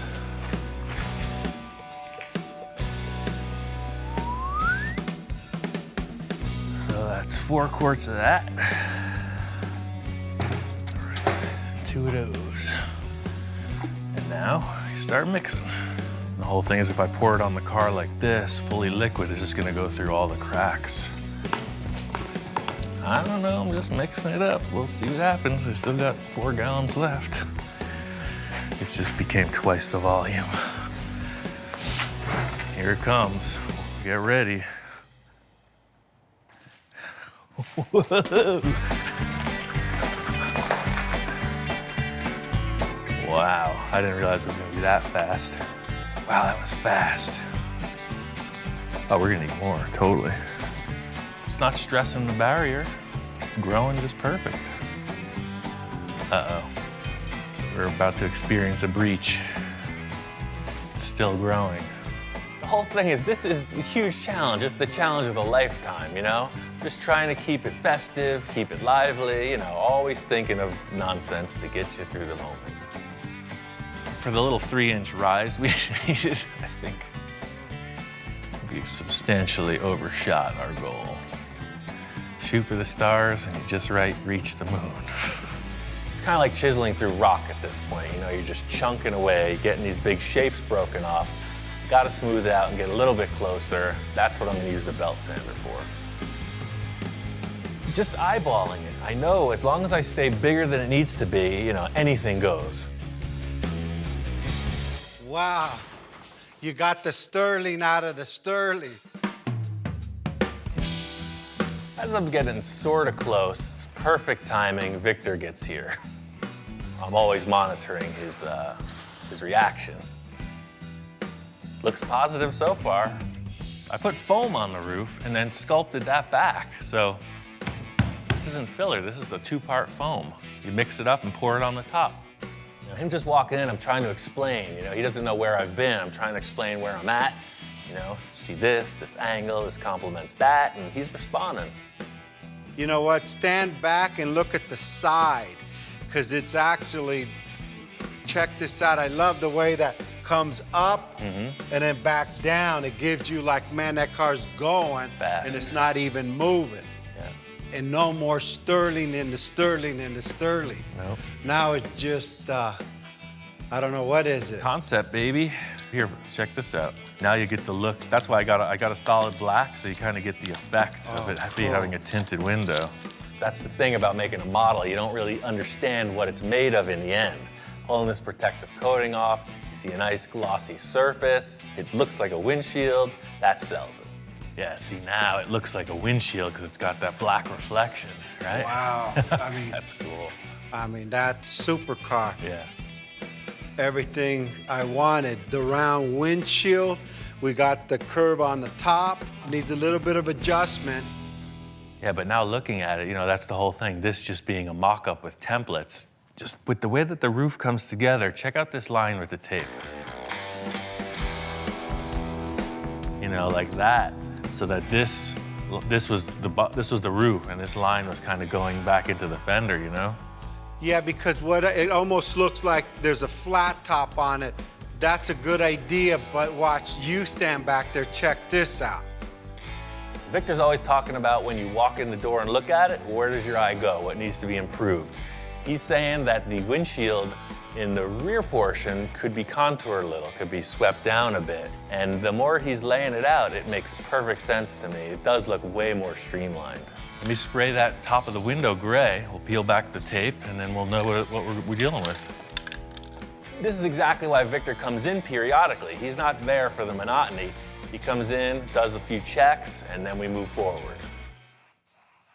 And it gives you more roof. It actually looks like, you know, more structure on that thing. The modification in the back of this windshield area is just a perfect example of how things flow, according to Victor. One line makes the car look segmented, broken front to back. Another line makes it just follow through down into the rear portion.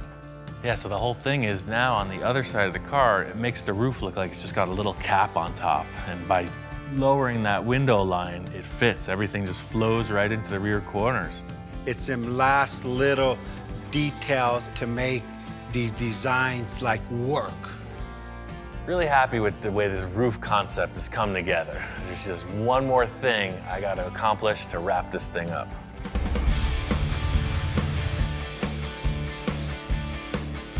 Finished the bodywork on this roof. I'm really happy with this. It completely negates the look of the Sterling, and it complements the nose perfectly. Victor's call with this line revision for the windshield nailed it. Definitely want to add some flavor to this cowl area of the car. I got a couple ideas. I'm just going to do something, and we'll see how it develops. These little cowl fin things, you know, I want to make them out of aluminum. I want everything front to back to have this same stylized aluminum element. I got about 5 of these things made, and just as I'm finishing them, Victor's here. Yo, what's up? What's happening? What the heck did you do to the car now? Well, we were talking about having an event, right? Victor, understandably, doesn't know what's going on. You know, I'm working on these aluminum shapes, explaining what's happening. He's just kind of trying to take it in. Well, it needed something. You know, to me, the hood was just looking too long, so I created this vent around the windshield. And what's this all about here? I don't think I want cardboard here. These all questions at this point. You know, I'm trying to describe it. It's like, hold on, let me just put them on a car, show you what's up. So just like with these cardboard templates, you know, I made 5 of them, and we can space them out however you think is appropriate. You know, they're oversized. So, you know, something like this. That way it's like, however we fit it out, you know, they look like they're jutting out of the vent, you know, aerodynamic. What do you think? Yeah, I really like that. That's like, it gives it another dimension. Look at now the Little car's jewelry, like yeah. flying without flying. I didn't want a spaceship. I just want a supercar. You gotta know I'm in the spaceship business, man. Victor really likes this shape that I cut out of the front. He loves the idea of these aluminum fins. He's just got a couple ideas about their final contour. At this point, it's simply trim and fit. You know, we're gonna make the taper on this double-sided instead of like the bullnose flat front, and it's very minimal. Same look, just a refined concept. Yeah, what a difference too. And by doing that, the air comes in through the, you know, the front of the grill, out to the roof and over. It's like I could see this in a wind tunnel. All these refinements look really cool. Victor's totally on board with it, you know. Everything's really coming together. The big issue is there's a huge hole in the side of the car. There's nothing there. What's coming up could be the biggest challenge yet.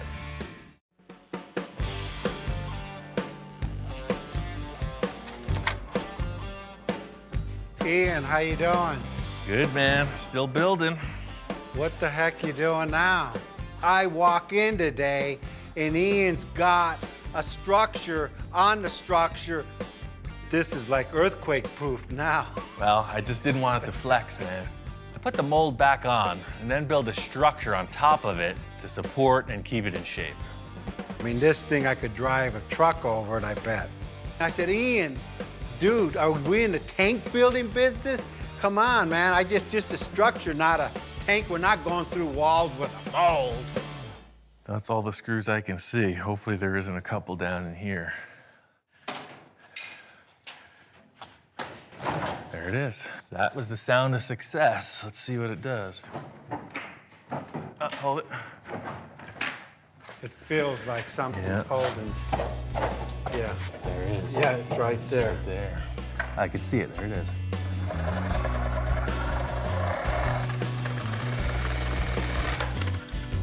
See if I can scoot under there and take a look from there. I'll see the screw coming through. I'm worried about, is this thing gonna separate from the car without like tearing the car off? It's built that strong. Look, there's a screw. right where I left it. Right where you put it. So this should just pop off now. Got it? See? Man, it's Yeah. sturdy. Yeah. Look at that. This is what the whole thing's been leading to. You know, we remove the mold, we lay it on the ground, and this is what I was hoping to show to Victor. As crazy as this whole contraption looks, I've got two things. Not only am I making it rigid, but I'm creating a framework so that it's self-supporting and it lays flat on the ground, so I can lay the fiberglass in really efficiently. Now I'm glad you did the overkill with all of the steel bracing, because now look, it's easy to move around.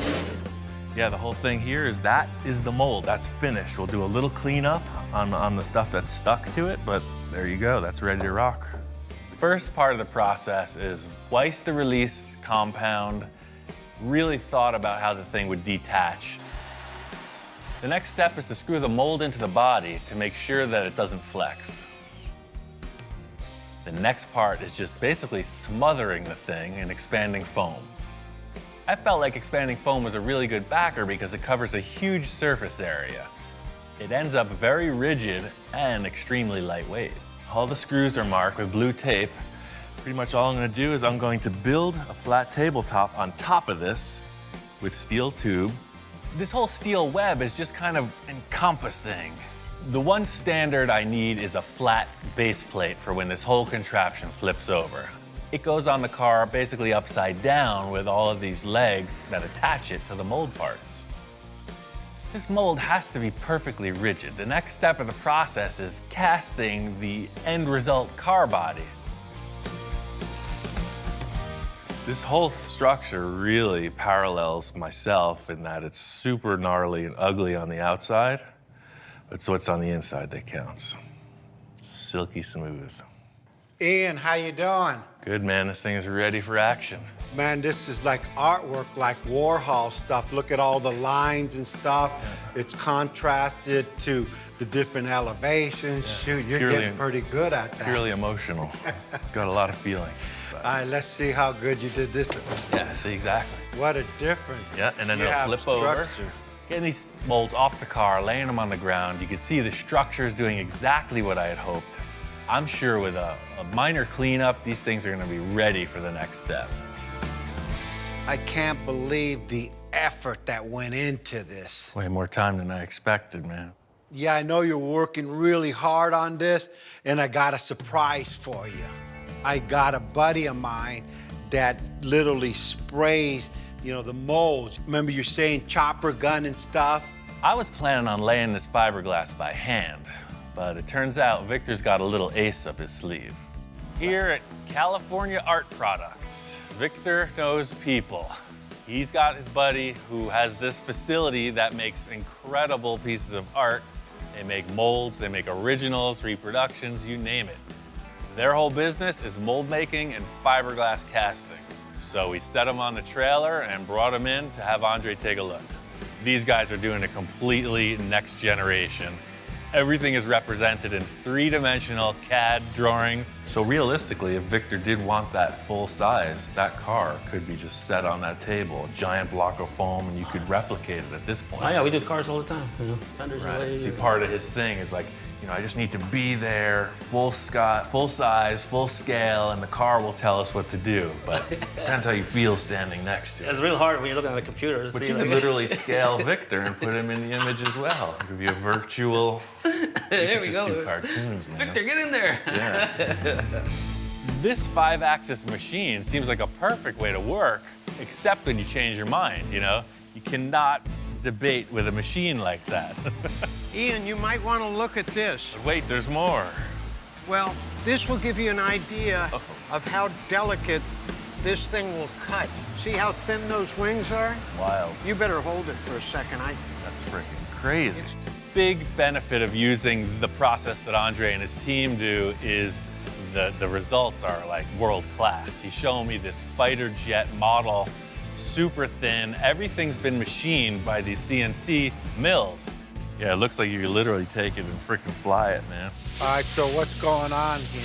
Well, things have developed, let's put it that way. Victor kind of shows up and he's concerned. He thought we'd be picking up today. I got to give him the pep talk, but we're going way further on this project. They wanted me to bring the car in. They had a couple ideas. They loved the way the mold was built, but they had a couple better ideas as to how to finalize it. They wanted to re-index the mold on the car body and change it a little. His reaction was a little taken aback, you know. He thought he was coming in to see his finished product. Instead, he sees his car with the mold on it yet again, you know, kind of revisiting old ground, but he's hanging in there. I think it's gonna be all right. I have one question. What happened to all the structure? What happened to that? What's going on there? Well, they decided they want to cast the entire body in one piece. You know, I had it set up to be in 5 pieces. Yes. You know, they're not changing any of the work I did inside. They're just restructuring the outside so that they can shoot it in one piece. Andre wants to make a one-piece mold so that everything matches and the project will be all the better for it. When you lay up the parts separately, you know, the air temperature, the amount of resin you use, things shrink when they harden. So if you do 5 different pieces, you get 5 different sizes. They want to lay up the entire body in one piece. That way when it cures, it's the same shape. So it's going to be way stronger. And then we trim it apart. It's going to be one whole body. We just have to put it on the car instead of piecing it together. Exactly. So it still breaks apart, similar to the way I built it. But instead of laying it up independently, they're going to do it all in one thing with that chopper gun. And you'll see, it's pretty cool. I looked at a couple other parts they're doing, and it's super efficient. Watch. Today it looks like a mess. Tomorrow, it's going to be a car, guaranteed. The thing about this chopper gun is its production quality. Super fast, yields professional results. These guys got it going on. I can't wait to see how this comes out.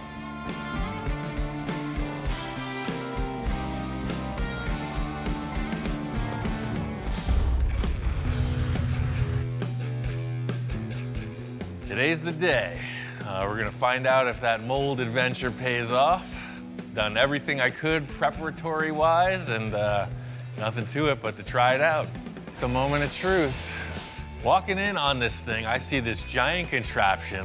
It's even uglier and more hodgepodge than anything I had even made.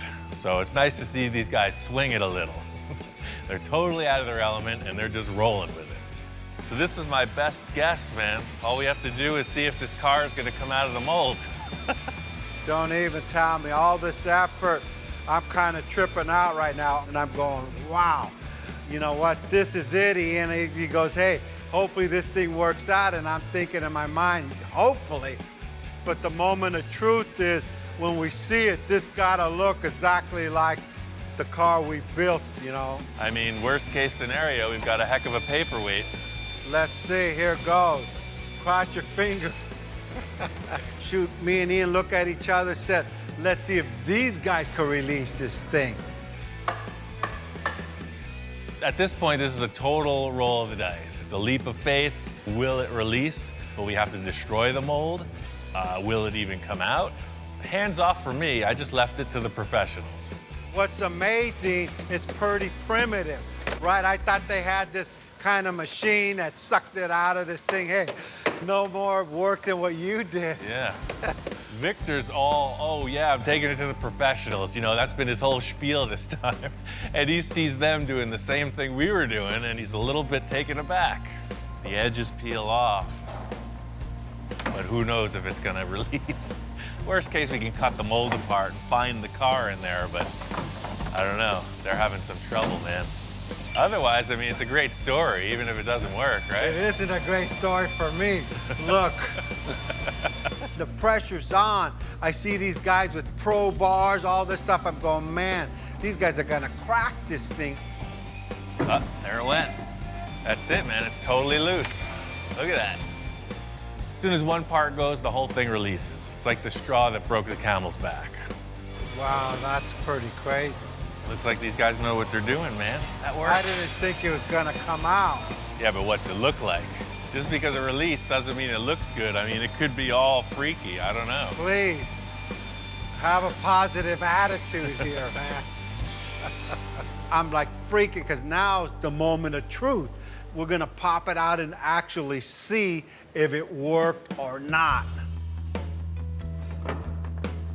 Thing is, you can't just flip this over. It takes about 6 guys. So sure, it popped free from the mold. Everything looks cool, but it's upside down. It's hard to see everything while it's upside down, but what I can see, it's looking all right. It's exactly what we were hoping for, right? So far, it's looking pretty good. And what I could see from it here, all the lines and all the effort Ian put in making the mold, it's blocked. We don't have to do much body work. If everything lines up on top, I mean, that's the question. I'm gonna miss all the Bondo, your shirts and your socks. Yeah, no, there's no laundry in this one. It's pretty smooth. They tie these big straps on it, pull the forklift. I mean, that was the longest minute of my life. They turn the thing over and it's just like, hallelujah. Oh, it looks even cooler on the ground like it's supposed to be. Look how low the car is, dude. That's crazy. That's You know, a body. wow. It looks great. I mean, everything about it looks like a part should coming fresh out of the mold. You know what? I'm just trying to comprehend what we just achieved. You can't man. comprehend what we just achieved. Awesome. So this is good. We're back to square one. So it's like we just found our project car. Let's get back to the lab and build a car. I'm still in shock that we pulled this off. It's pretty good. Pretty good first try, man. Now that we got the actual car body built, it's time to cut this whole sculpture model thing apart. My main problem is that Victor's become sentimental. He wants to try to maintain the original sculpture. Talking about a wall hanging or something. And I gotta try to cut this car apart in a way that it still looks like the car. Kind of a twofold approach here. Victor wants to save the original. I'm excited to get this new piece put on. First thing, I know we're saving the interior structure of the roof, so I'm gonna skin this windshield right off, get it out of the way, take this panel, and try to get the roof to open again. In looking at this, you know, there's a million ways to skin a cat. And this is the same thing I look at every car that I'm about to chop or modify in that, what's the simplest course of action? If this was a manufactured product, I would know where the parting lines could be, but this is really just a pile of stuff. So if I could keep the whole side of the car intact, then mission accomplished. The whole thing is how to detach it in one piece.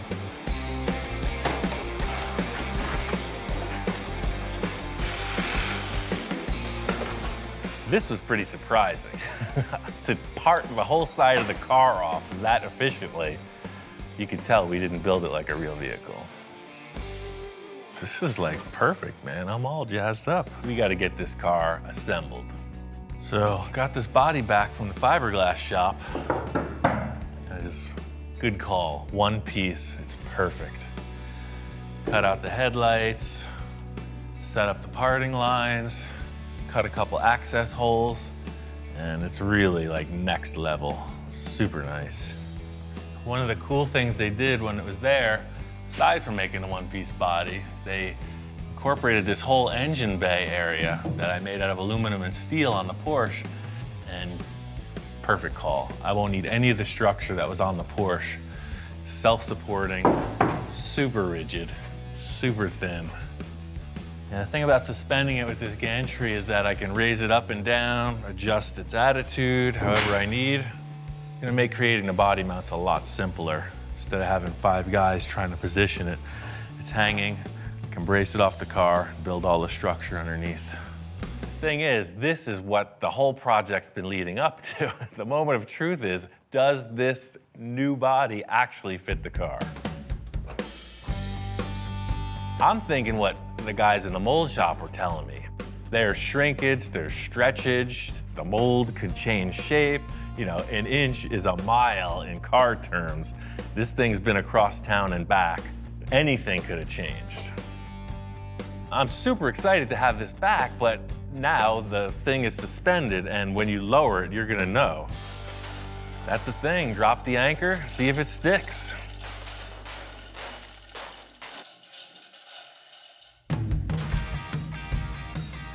Walking around looking at this, I mean, it fits perfect. It's like a giant model car. It looks great. This really thin fiberglass shell is actually giving us more room than I expected.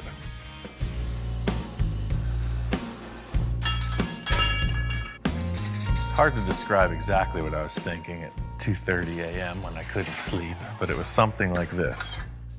Your pivot point's here, and your air dam is here, and as it's turning, the air dam's gonna bang into the ground. So how do I get the air dam down here, so far away from the pivot point, to do that? And I started doing this, and you'll see, it'll translate a lot better in aluminum. I'm trying to keep the car as light as possible. I wanna build this out of aluminum stock. I'm gonna make it really big and heavy at first, prove that it works, and then drill holes, lighten it, polish it, whatever. So this end would typically do that, right?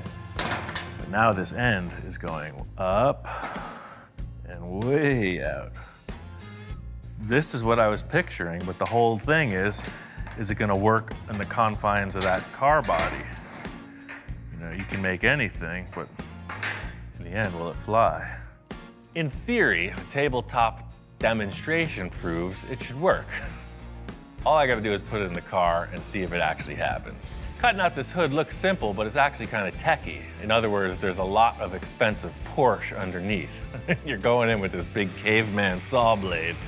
And the thing is, this is our end result body panel, so you want to stay on the line. You know, there should only be about a 3/8 inch gap in the panel, so crooked cut means crooked car. We don't want that.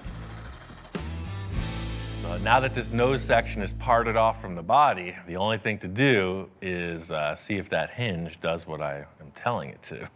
It looks like it should just pop up. It's free, so exactly. Up. Yes, look at all that room. What's not to like about that? This is perfect. Big question in my mind was when this hinge moves, was the panel going to clearly separate from the body or was it going to scrub up against it? You know, my theory was that it would move forward and open.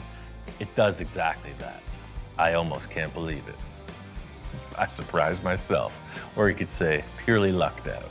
Now this reveals all the brain engineering I've been doing underneath, all the envisioning. But in the end, I just took this big angle iron and glued it right to the fiberglass body. That's the thing about winging it. You never know till you try. That's the look I was going for. This is what the whole process has been leading up to. Check it out.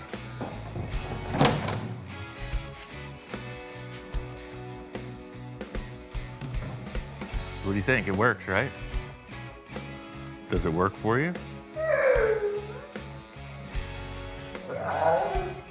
You want to see the roof, right? Even the shop inspector's impressed. Definitely feeling the vibe, but he's not going to be satisfied until the roof opens. The thing that differs in the roof and the hood is that this is laminated to the Sterling roof. I knew that was going to come free. I don't know that this one's going to come free. Multiple layers. I might have overlapped. I got a lot of foam, a lot of glue. This one might not open, but I definitely saw it open. Same process as the nose section. I'm gonna part off this roof panel. You get inside and lift it up. I used to get into a little 1 foot square box and be submerged underwater and escape. This is part of my training. So, in theory, this thing, does just what it used to do. The Sterling roof is still in place. That worked out perfect. So, I mean, it looks completely different, but we're gonna retain the Sterling inner structure, the window sill area.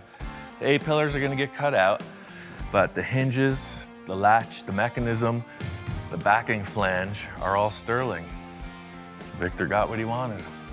The finest point about this process is that Victor retains his roof in the car. It's forever entombed in this new project. So that's it. It works exactly like the Sterling. I mean, it's still there. Victor gets what he wants. Easy in and out. And it looks cool. Ian, what's going on? Victor has always had this ability to kind of show up right on cue. You know, it's like he's got a sense when something's happened that he needs to check out. We're rocking and rolling, man. This thing fit the car perfectly. Everything worked out fine. That thing looks cool. So it fit on, no major adjustments or nothing? Nope, fit right on the car. So everything is cool, and I just cut it back the way our three-piece design was. So the hood is separate from the roof, and the quarter panels are just like we created in the mold. So the hood opens separately than from the top. Exactly, that's what I wanted to show you. Check it out. Here, grab it in the headlight, just pull forward and up. So like wow, that. that's crazy. So look, I made all these aluminum hinges. That's pretty cool. I was surprised to see the hood tilt up like that. That's a bonus. I wasn't thinking of this. But the roof is all just like the Sterling, hydraulically operated. And you know, that was the only task that I told you that I wanted to be exactly like the Sterling. That this hood, and I gotta show you again, go up. It can't go like this. It's gotta go up like that. So oh, it even makes the sound. I'm happy. That's incredible. Well, let's see this thing going.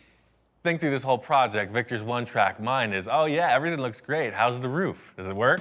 Hang on, I gotta film the first time this goes up. This is historical for me. You don't understand. Bottom line, when this camera comes out, these are memories he's keeping. He's definitely excited. This is what he wanted to see.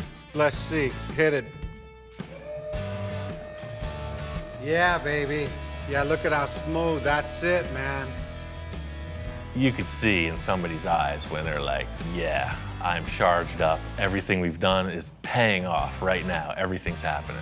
That's incredible. Hey, you did it, man. I don't know how you did it, but it's done. Truth of the matter is, Victor thinks that it was only the roof that was going to be motorized, but it's a bit more than that. One more trick I wanted to show him was that the hood is motorized as well. This one's on electric actuators. So it's a little slower. It didn't need the power of hydraulics because it's a bit more lightweight. That's pretty good. Seeing the roof and the hood, it just like re-energizes me to take this thing to really keep going on it. Well, I just asked for an opening top and I get a transformer. It is a transformer. My grandkids are gonna love me. I can't wait to see this thing done. This brought me back to that, come on, let's go, let's go. Luckily, I was my batteries were running down. Like, You wow, and me both, man. right? I'm like, again, now it's like, wow. I know Victor's got a lot of ideas bubbling up. I got ideas of my own. I'm excited to get them happen. And that's what's really gonna bring this thing to a close.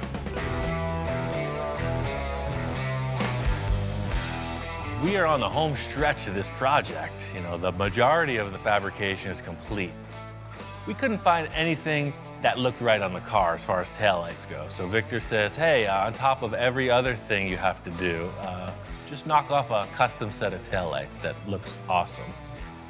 Taillights are really just winging it. You know, we've done so much model and mold making, I figure I'm gonna make a model off of our model and build custom taillights. I haven't discussed this with Victor at all. He's coming over to check out what I'm up to. Hopefully, there's no modifications. Ian, what's going on? Hey, hey, making progress, baby. Hey, sorry I haven't been able to come by. I've been so crazy busy at work. It's all good. This has been super busy on the interior, and I knew we didn't have taillights, so I'm making up these housings. I cut open the body. I'm gonna make French-in taillight. The acrylic lenses, just like the bubble top. I'm gonna heat up red acrylic, and then these will be the housings. This foam comes out, and we'll put LEDs inside. That's it, and that's gonna be nice. We'll French it in just a little, cool. and we're cool. Good deal. That's awesome. I'm telling Victor what's going on with these taillights, and I can see his mind is elsewhere. You know, he's all about the enhancement, the modification. He mentioned that after this body came out of the mold, there was still a couple things he wanted to change, and now I'm concerned because he's got that look in his eye. After it came out of the mold, I was really looking at it. The back was cool, the front was cool, but this open gap, I gotta fill this hole in, and what I was thinking of doing is go ahead and adding a louver. So it'd be one louver, the next louver down, the next louver, all the way down to this point. I love the idea of putting louvers here. You know, my mind starts racing. I got a bunch of ideas, and it's really just about coming up with something tangible. I got all this aluminum left over from the grill and whatnot, so it's just 1/8" plate, right? That's perfect size. And it'll be like a set of stairs, what you're describing, just down, down, down, down, all the way through, right? That's perfect. The only thing is I don't want it square. I want you to do something so it blends in with the supercar look, going down and ties in. I'm leaving this in your shoulders right now. This is the realm I thrive in when Victor says, do what you want. So you can see the state of the car. You know, Ish has got a huge amount done on the interior. I'm gonna take the nose off. Your guys are doing the bodywork outside. See, there's a guide coat on the car. We're ready to primer this thing like tonight, but you gotta commit to no more changes. I'll commit to no more changes. I might enhance. I'll give you all the help you need on the body work and anything you need. Like everything else, I'm always running late. I gotta head out, so looking good. Call me if you need anything. Cool, man. I'll talk to you later. All right, good deal. I'll build those louvers right now. Victor said he wanted louvers on the back of the car. He also said I could do whatever I want, so here we go. Everything about the car has to tie together. What I accomplish with the taillights mimics the headlights. I'm thinking front to back all the time. The chin spoiler on the front has this unique, like, sawtooth shape. So we're just gonna put some more of that on our car. First up, cardboard template before we do it in metal. Just a little bit more accent on that. That's a keeper right there, right away, you know it. Thing is, I don't want to come off as like that dated 80s, 90s rear window louver style. I want something unique, something full custom, something high-end, something classy, something money, baby. Putting this hardware in place, countersink the screws, it's really starting to look like something. I think I'm on the right track with this, but I won't know until I make a bunch of them. All right, 4 in a row. The concept here is I need these guys to seemingly float in space above each other, perfectly spaced, in a row, and be strong. This is all about what it looks like on the car, so it looks fancy on the table, might not be right on the vehicle. Oh yeah, totally. That's what I was hoping it would turn out to look like. You know, it looks fast. Looks like a stealth fighter or something. I'm gonna make 11 more, fill up that space, bolt them together. I'm not gonna do any finish work until Victor approves, but I think seeing this thing full size is gonna seal the deal.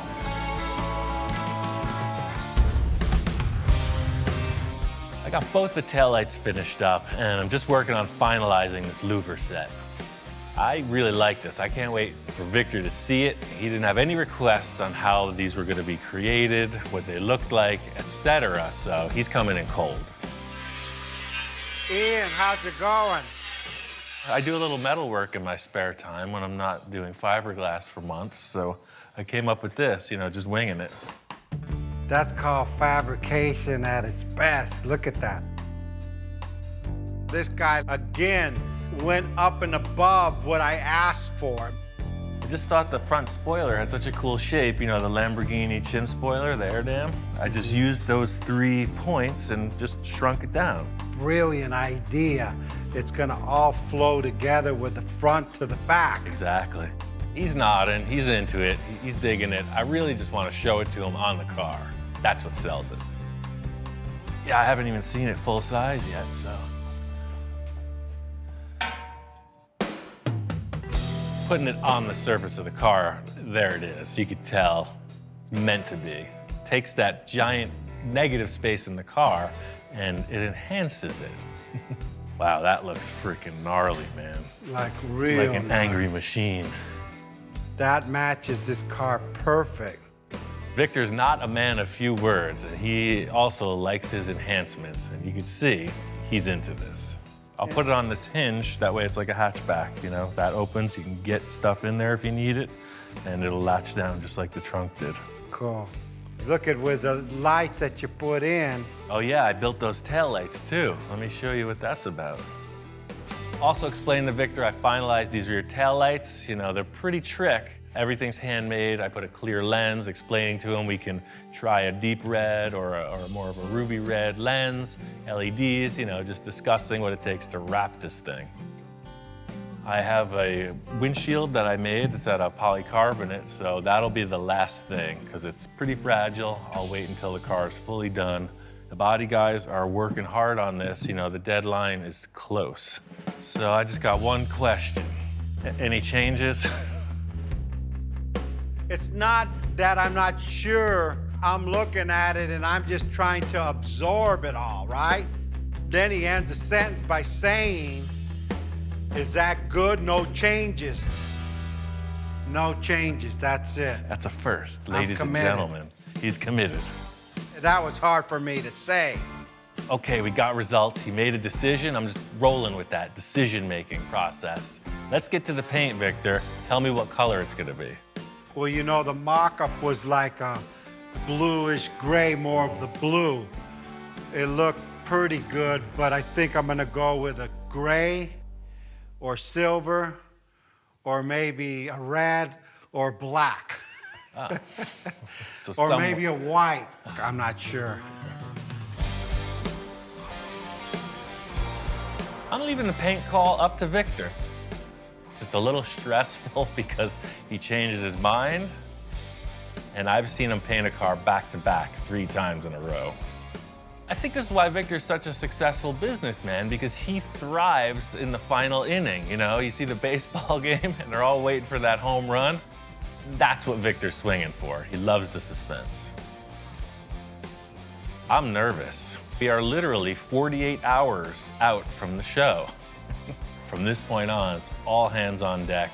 Everybody's busy. We got to get this thing done.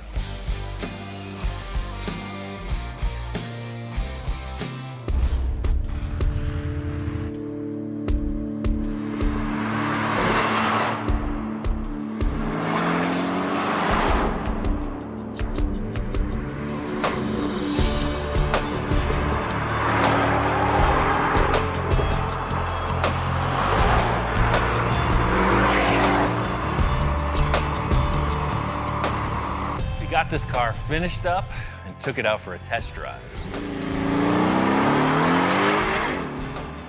You haven't been able to stand back and look at this car outside of the shop. You know, it's a whole different perspective getting it out in the real world.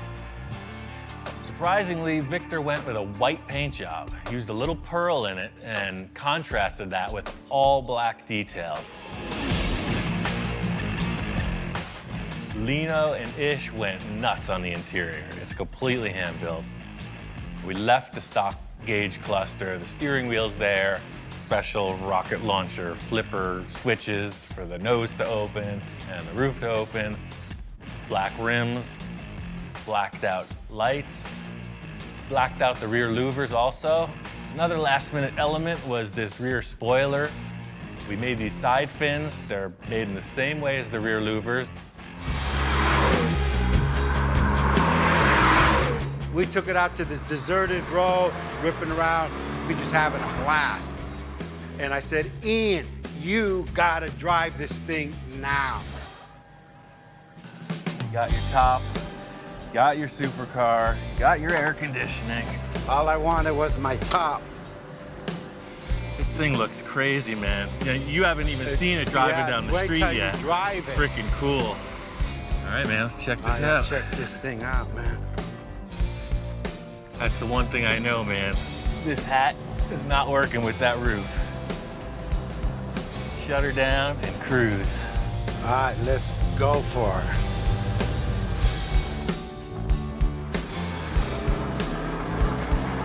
This car's driving great. You know, Victor wants to take it to the show. I want to see how people are going to respond.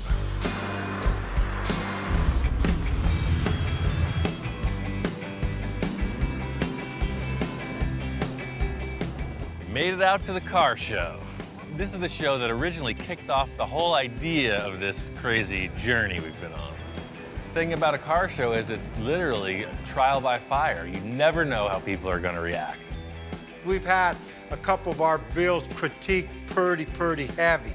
So I'm thinking, what are people gonna think or say about this car? We made it, dude. It's here. Sometimes you can take a car to a car show, people walk right by it, don't even pass a second glance. This car has the exact opposite attraction. We haven't took it to first day out. We just finished it up last night. Victor's concept of the roof opening, I mean, that's the number one. That's the ointment that catches the flies, so to speak. Once I parked, lifted the top up and get out, people just came around the car and like, what is it? And at that moment, I said, I don't know. It's really difficult to explain to people in the parking lot what happened here, you know? Trying to go through this elaborate explanation, we ended up just saying it's a concept car. We made it. We got a Porsche boxer, took all the skin off. We molded the whole car and then laid it in fiberglass. And then Dustin, the promoter of the show, came up to us and we explained what we had done, and he was kind of like, wow. We came to the show 6 months ago. We were inspired by the supercars. We built hot rods. They said, hey, let's build ourselves one. And this is what we still need a lot of detail, but apparently he was inspired by coming here, which is one of the reasons I do it. And I just hope that everyone can look at that and follow his example and say, you know what, I want to create something, I want to do something different, I want to go for it. And that's the embodiment, in my opinion, of the car world, the car scene, is that you can do it if you go for it and you take that step. So I think it's awesome. Yeah, this is amazing.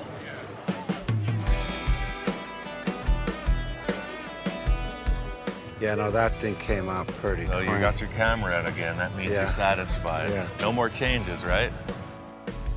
I could honestly say the car will not change concept. It may change colors. You got the button. All I wanted was a roof, man. You did it, man. Congratulations.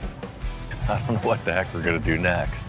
Well, in the car world, hey, there's still boats and airplanes. I've always wanted to do a submarine or a helicopter, so let's just quit this car thing and get onto the spaceships.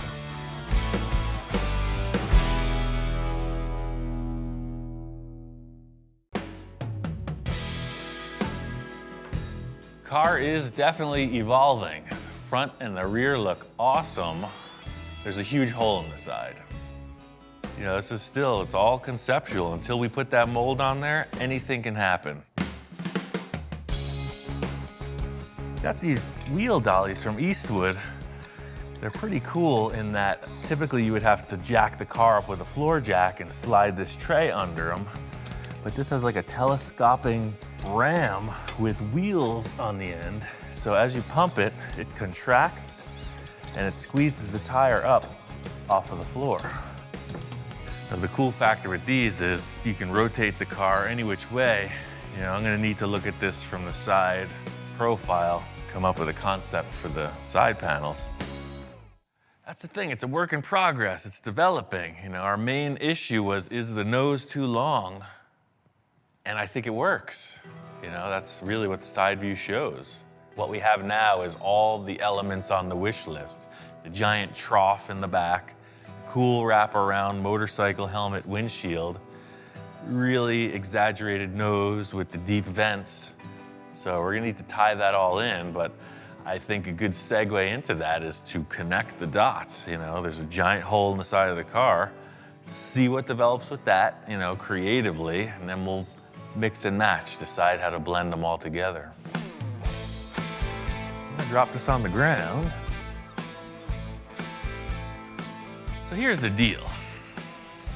You know, this is the old Fender. It's been pushed out 4 inches. I gotta create a whole new rocker panel that's easily 4 inches wider. Got a couple ideas with some vents in here and a way to improve on this access point.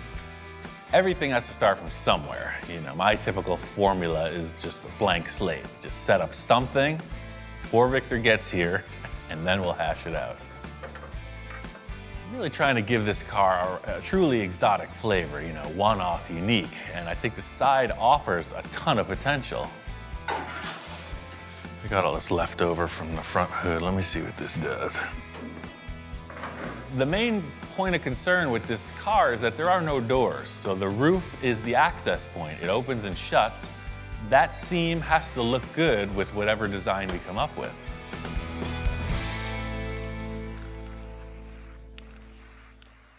Ian, what's going on? Doing a little graffiti, as usual. I set the table for the big meal, and he comes in and devours it. Yeah, this is just too straight. It doesn't have no dimension. This whole car's got curves and angles, and I want nothing straight on the car. So this is perfect because we have no choice. But from this point here, we start to take it in to 3/4 of the way in, just take it straight to this angle. First thing Victor's describing to me is he wants to create this large bulge in the rear fender that will be an air vent leading into the engine bay. That's pretty awesome. Yeah, check it out from here. Look at how it actually gives shape to the bumper too. Look at how it's going down. So it'll actually turn under and hit right up against that rocker. That's like, yeah. Well, let me take this off and we'll do a paper template of what that roof opening. Okay. That way we can lift the roof and see what's if it gonna works. happen. Okay, cool. Not only are we designing this vent opening, it has to work with the door opening. You know, the roof opens and shuts. Victor really wants to be able to get inside the car comfortably, so those 2 points are gonna determine what the style is. So here's the deal. The whole issue with lifting is we're scrubbing across this whole line. So if you can live with tapering this back a little. As per the usual, Victor's all ideas. You know, he's like, I want a rear vent, I want a front vent, I want this, that, the other thing, and a lot of good ideas on the table.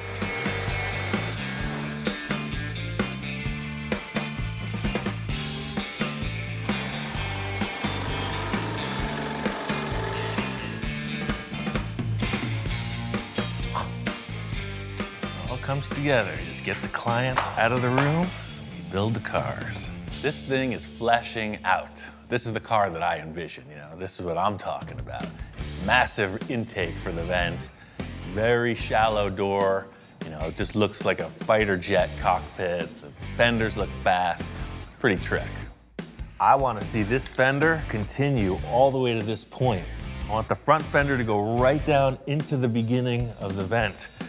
Then the roof panel just comes somewhere in here, and that small little roof lifts up. I'm gonna commit to this mock-up. Might mean my career, my reputation, my job here. But I say no front vent, very trim roof line, and one massive rear vent. I can go on for days, I can just talk the talk, but nothing's gonna prove it like putting in a couple more pieces and letting the boss check it out. Ian, what's up? Hey man, I got some progress. Wow. You definitely changed that around a lot, so you got rid of the vent in the front. Well, What happened? Like you were saying, the car was telling me what to do. At first, Victor walks in and he's not really digging it. I don't think he likes it. You know, he's like, where's the front vents I asked for? In trying to figure out how the vent should look, and I don't know, I can't figure out. I tried like a crescent shape, tried an egg shape, I tried a whole bunch of different stuff, and it just always looked wrong. I know Victor's asking for a front vent, but I was feeling like a bigger fender, you know. Either way, it's not a loss, it's a point to develop, you know. We have something to work with. Every conceptual line was drawn on this car, and it just seemed better blank. The main reason I arrived at that area in the roof, that curve, I'll show you, we can open it. It looks so much nicer the way it comes around to the cowl opening. So we can lift her up. You know, he's looking around not too pleased, and even more so about the size of the door than the front vent missing. You know, he was always saying he's got to get in and out of the car, and that's not happening with this design.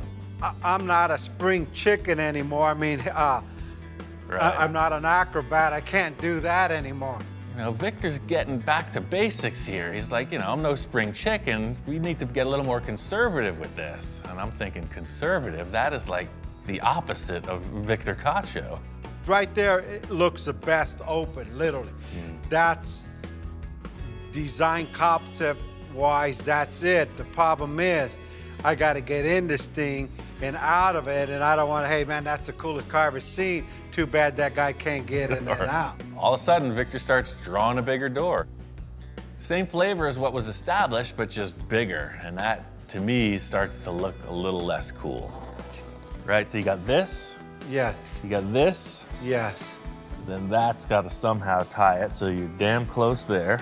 Maybe you can meet me halfway like that. Yeah, because then we still got the front end opening too. That would do it, because I just got to get my foot in. Am I there? Am I clearing it? Yeah, man, I'll put some high heels on you. You'll be fine. I picked here, you picked here. Let's go 50-50. All right. And that's what it is. As usual, it works. You know, we meet in the middle. Something's looking better than it would have otherwise. Victor and I got the design of the side of the car nailed. Now I just got to build it. First step is to get this thing into fiberglass and work on completing it. So at this point, we are strictly on to prepping this for the mold. Everything here is to just create a nice mirror finish block sanded surface. The roof opening door section will be cut out later after the mold's done. So this is a giant generic shape.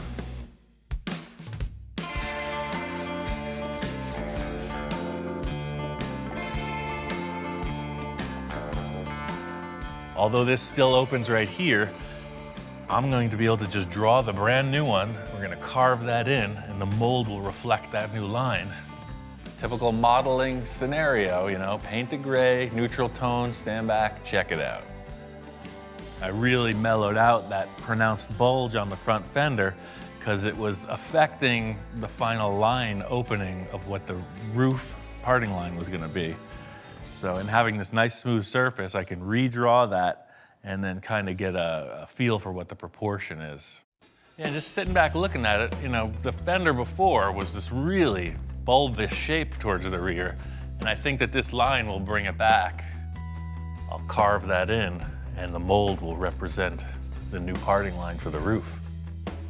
The whole thing with drawing or taping the lines where the opening will be is a point of debate, and that fortunately won't have to be established till even after the mold is done.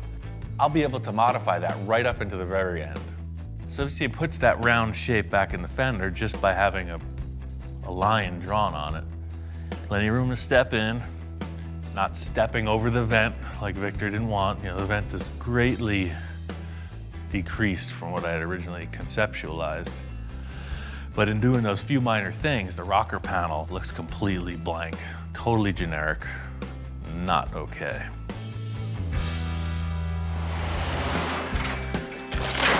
Crazy thing is that almost works as a vent, as an open area. For this rocker panel, I've got a brand new old idea. We're gonna use another piece of the Sterling. Oh, look at that. The concept of this Sterling rocker panel is actually really cool, and putting it on the car, you know, it almost works. Nothing fancy here, simple water pipe. You get it at every home supply store. But we're gonna make a supercar out of it. The Sterling panel is a really curvy thing. You know, it looks like a dune buggy on the bottom. It's very swoopy, so the PVC will offer a very straight shot from the front to the rear tire. Getting this bottom line established, it's looking good, but the area towards the rear tire where the vent is just doesn't look right. I think I'm just gonna delete that end part of the rocker panel where it becomes a vent. Just let the concave surface speak for itself. Now I'm really curious to see what Victor's thinking about. He's throwing me a curveball. I'm not doing what he's asking for. I just hope he likes it.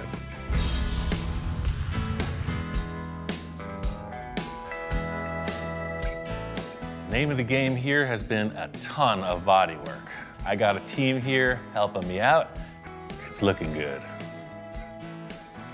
Victor's been kind of MIA. You know, he's got about 15 businesses. He's a busy guy. I took the reins on this. If he needs to change anything, it's got to be right now, because I'm looking to mold this.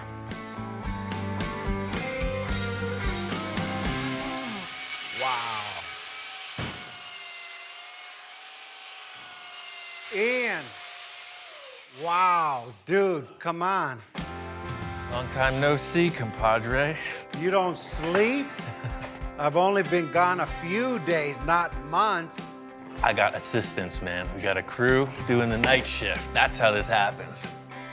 I'm just trying to absorb, excuse me, I'm like overwhelmed right now with like figuring out what the heck you did here. Victor comes in and he's kind of speechless. And maybe in a good way. Man, I love the rocker panel because it's not straight, it's coming here and then bulging out with the white tires I got for this thing. And then he starts elaborating on dimension and flow and proportion and all that. You know you're on the right path. All the lines and all that effort, and it's all coming together. It's a supercar, dude. It's time for the next phase of things. Got my friend, Hardcore Bob Gore. He's coming in to be the guinea pig. I mean, to help me experiment on this mold process. Oh, man. When I walked in, I was totally floored. He totally blew my mind when I saw what he had sitting there for me to work on. So, you know, Victor wanted a concept sports car. So this is where we're at with it. You're definitely on the right road there. Ian does classics and custom classic work and things that you would totally think of nostalgic, and it totally blew my mind seeing that, walk in and see that he's working on a supercar. Man, when you told me about it before and you sent me a couple pictures in the works, but this is this is beyond what I was thinking already. The whole thing with this is that this isn't the finished car. This isn't even the car we're building. We're gonna build a mold on this. Why are you building a mold instead of just making this the car? Seems like every time I just throw this term, we're making a mold on the car, people just are all question marks. Bob's the same thing. Like, what do you mean? It looks like a car right here I'm looking at. And I'm saying, no, this is just a sculpture. It's about 5 inches thick. I was gonna say, it feels pretty solid. Yeah. And I'm creating a shell on top of it that is a negative image of the sculpture. Then you create another sculpture, the mold, and you get your finished product. By not creating a finished piece, by doing it more like a sculpture, we're able to change aspects of it. And in the end, the mold will give us a really lightweight finished body. But this thing has to weigh 3,000 pounds as it is, just the body. Everything I've done so far has been in order to get to this mold process. So this is like the critical moment. I think we should do a practice on this Mustang hood because all these contours, if we can get it to release off that, I don't see anything with this amount of draft on that car. The first step here for me is to just examine the process. Just test it out on something that doesn't have a lot of draft. In other words, not a lot of negative space that the mold can hook onto. So I've got this car hood and I think it represents a good amount of detail. Nothing more dramatic than the shape we have. The worst case scenario is that we glue this mold to the car and we can't break it off. You ruin the whole car. You mean you could actually stick the mold to the vehicle itself, to the model? And that would be a disaster. Imagine we build this huge fiberglass structure and it's glued shut. We ruined the entire project so far. If this mold sticks to the car, all of the design we've done, all of the sculpting is at a loss. It's trapped in this giant blob of fiberglass. Wax on, wax off. Yes, Sensei. That's yes, exactly Sensei. it. The true joy of being in this managerial position at this point is that I get to stand back and watch the show for a minute. You know, I'm usually the guy thrashing, sweating it. I got the agent on there. What happens if I didn't get it on there the right way? I don't know. That's your job. Through this whole thing, Bob is super concerned. You know, he's taking this to heart like it's his reputation on the line if it fails. Bob's got this covered, I'm sure. Just have a little lunch break, watch the process. Can I have a bite of that sandwich, man? No, sir. After the release agent's in place, the only different aspect of the fiberglass process is putting this layer of gel coat. What the gel coat does is creates a nice, smooth, black surface. It basically keeps the fibers in the fiberglass off of the surface of the finished mold piece. What I'm gonna do is just pre-cut all this fiberglass, because as soon as that starts setting, 3 coats of that, we're gonna just layer this right on top. It's all the same material. Usually when I come in, I get to watch Ian do his thing and then add my twist to it or whatever I have to offer to it. I didn't expect to be put on the hot seat and say, here, if this doesn't work, it's on you, Bob. This is looking good. You're hired. The resin sets up pretty quick. You know, here we are 25, 30 minutes later, and it's hard. It seems like we could pop it off. Wow, it works. At this stage, I'm 50-50. I have no idea. Just in putting this wax on the surface, what do I know? That's just what they told me to do. I've never tried this. Thing is, I'm just working the edges. You know, you got to start somewhere. So I don't know if we're gonna crack this or break it. We're just working the edges, trying to get something to release. Holy moly! Yeah, baby. Look at that. Oh, man. Totally worked. As soon as there was enough pressure, it just released. It's a Victory! Mustang hood. Victory! You know, setting it on the car, checking it out. It's like, okay, we're gonna do this to the entire vehicle. What we just did is just a drop in the bucket. Ian, how you doing? Down to the wire, man. You've been sanding and sanding and sanding. Looking pretty awesome, man. Victor hasn't been here for a minute, and the 3 of us have been hammering on this thing. There's a lot of dust in the room. Stuff's been happening. It's the thing, without these 2 guys, it wouldn't have happened this quick, man. Man, you're on. How you guys doing, man? You've been working out. That's I it. thought you were the guy that doesn't sleep, and you got my guys that are working 24/7. I'm the manager now. Accept Hey, that, man. it's I get the about time, management. man. I'm glad. Victor's responding to all the block sanding. He knows what it takes to make a straight car. It's looking good. What I really wanted to show him was this mold experiment we just pulled off and how that's gonna transfer to the next step in the process. Well, we got this hood here. It was just laying outside. Where'd you get this at? This is the mold. This is the whole process. You did this? Yeah, we did this yesterday. You're kidding. So I just had this old fiberglass hood, and you know, this was made in a mold, so we made a mold on it. And what we learned was, you know, obviously the gloss paint really helps with the release. See how smooth it is? I see. But what we learned too, see, it took some of the car with it. See this here? Yes. This was scratched in the hood, and of course, when you make a mold, you get a perfect scratch in reverse. That's pretty awesome. He's definitely relieved. You know, there's kind of been this like gray area on the end finish here, and showing him this mold, he is all charged up. The nicer the masterpiece is, the better the mold is. So instead of bodywork in the mold, we'll just get that perfect, paint it, and then do the work on the mold. Once we make the mold, it's permanent. The only question is, what are you gonna change now? Well, that's the question. You know me. It's your last chance. Yeah.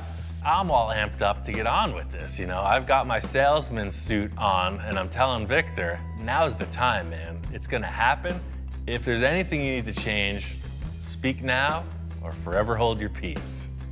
All right, well, let me give it one last look then. Victor's sweating it, you know. He's a man who loves to modify stuff, and he's taking it to heart, you know. It's like the guy at his wedding, and he's not 100% sure. It's like, dude, is it yes or is it no? You know what, Ian? I'm committed. Let's go for it. No more changes. I'm done. Praise the Lord. That's it. Victor gave the word. Go ahead. Get this thing finalized, get it painted. Let's get to the next step. Got this thing painted, dialed in. It's looking good. The whole concept here was the color choice will not be represented in the end. It's a gray tone. The main thing I wanted was a reflection. That's how you can look down the sides and be sure they're straight. That's what we need to get this mold going. This thing is really shaped up. You know, all that block sanding totally pays off when you get a clear coat on it. It's time to get on with making this mold. First things first, I want to get the car up in the air, stable-like, because I'm gonna have to do a lot of work and underneath and around the fender wells and stuff. I got these quick jacks. They'll lift the car almost 2 feet. Really cool. I don't like to have a lift in the shop, but they always seem to be in the way. So these guys, you just roll them out, put them under the car, and lift it up.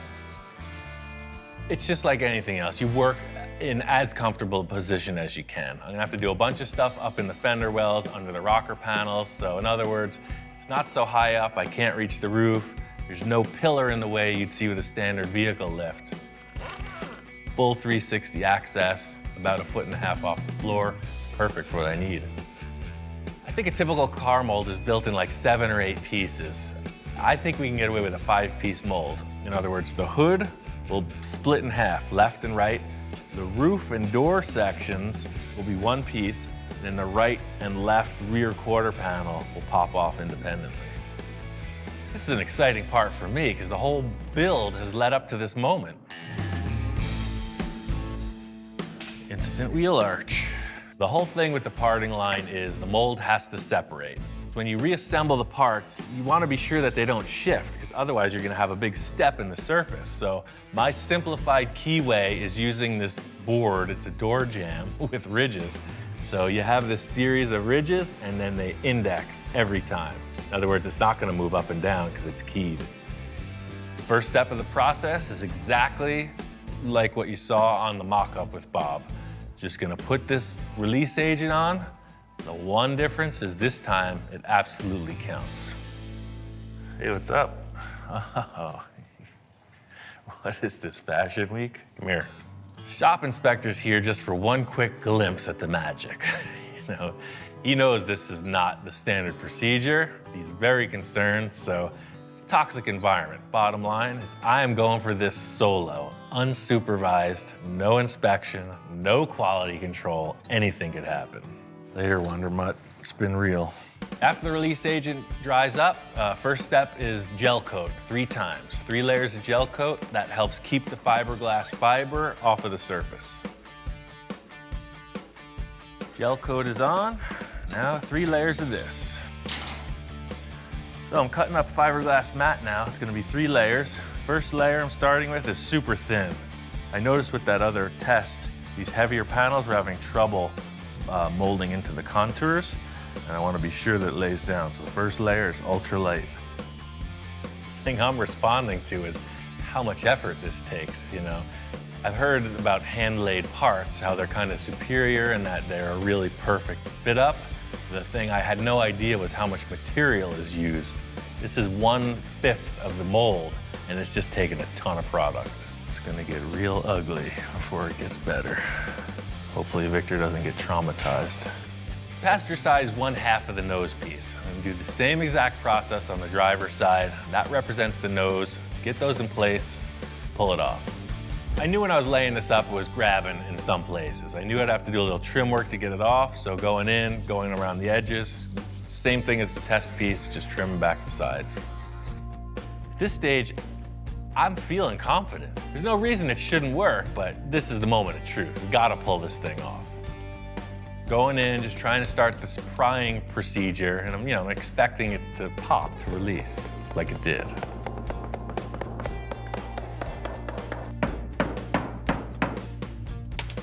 I don't know, dude, it's just not releasing. I might have to get out the grinder and just start sawing into this thing. I wanted Victor to be here for this. He missed the release of the first one. You remember, it was all smiles and celebration, but it's not the case right now. You want me to call another guy here to hop on this so 3 or 4 of us could pull on it? Victor's not a guy who's known for his patience, He's like, problem, remedy it. He wants to call in some help. Javi, could you come over to Ian's shop? Okay, yeah. All right, bye. I have no idea what's going on in there. I've never built a mold before. Javi, how you doing? That's perfect. All right, 1, 2, 3. Victor's totally results oriented, so he's there, oh, pry a little, pry harder, let's get it. Oh, see. It's cracking the mold. Hold on. Something's trapping it here. One thing I was thinking from the start, these vents, they do have draft, they do have a bit of undercut. I'm thinking, quick solution is to cut that area out. We can always patch it in later. Oh, yeah. I think that was keying it in. Thing is, I trimmed this out and it's still stuck. It doesn't make sense. We have a perfectly smooth, polished surface. What's it stuck to? Yeah, that side's coming up. It's just in here. Oh, did you hear that? Yeah, There see. went the whole thing came All up. right, let's go on the count of 3, all of us, I guess. 1, 2. There it is. When it released, it's like, oh, perfect. It's exactly what we were hoping for, a half hour ago.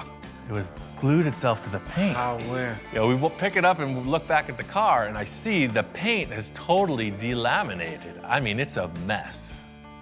The only thing I'm thinking is the paint not being cured up, it became like a glue. I guess the heat from the resin kind of caused it to become liquid again, and some of it went with the mold, some of it stayed with the car, so it was literally, that was the lock. It was a freaking suction cup. And look, it's not even stuck to the mold. It just came along for the ride. So the mold is in perfect shape. Getting this one piece released, the alarm bells start to go off. This is a problem over the whole car. This isn't unique to this panel. Let's break everything right now. Second piece comes off. I'm multifaceted, I'm back in the salesman's role, and I'm like, no, don't look over there. This is what you're looking at, and the mold is good. Piece of cake. Might not be the prettiest, but hey, I know we got what we needed out of this. I think we made it. It was a little sloppy, we got it. Thing is, I'm in the thick of it, literally. I thought it was gonna be, oh, we put it on and we take it off, and that's not the case. This is a stumbling, messy dance. All right, that's the way it's supposed to work. We're getting results. We're not out of the woods yet. I just got one more rear panel to go, and then we can see if this mold is actually gonna work.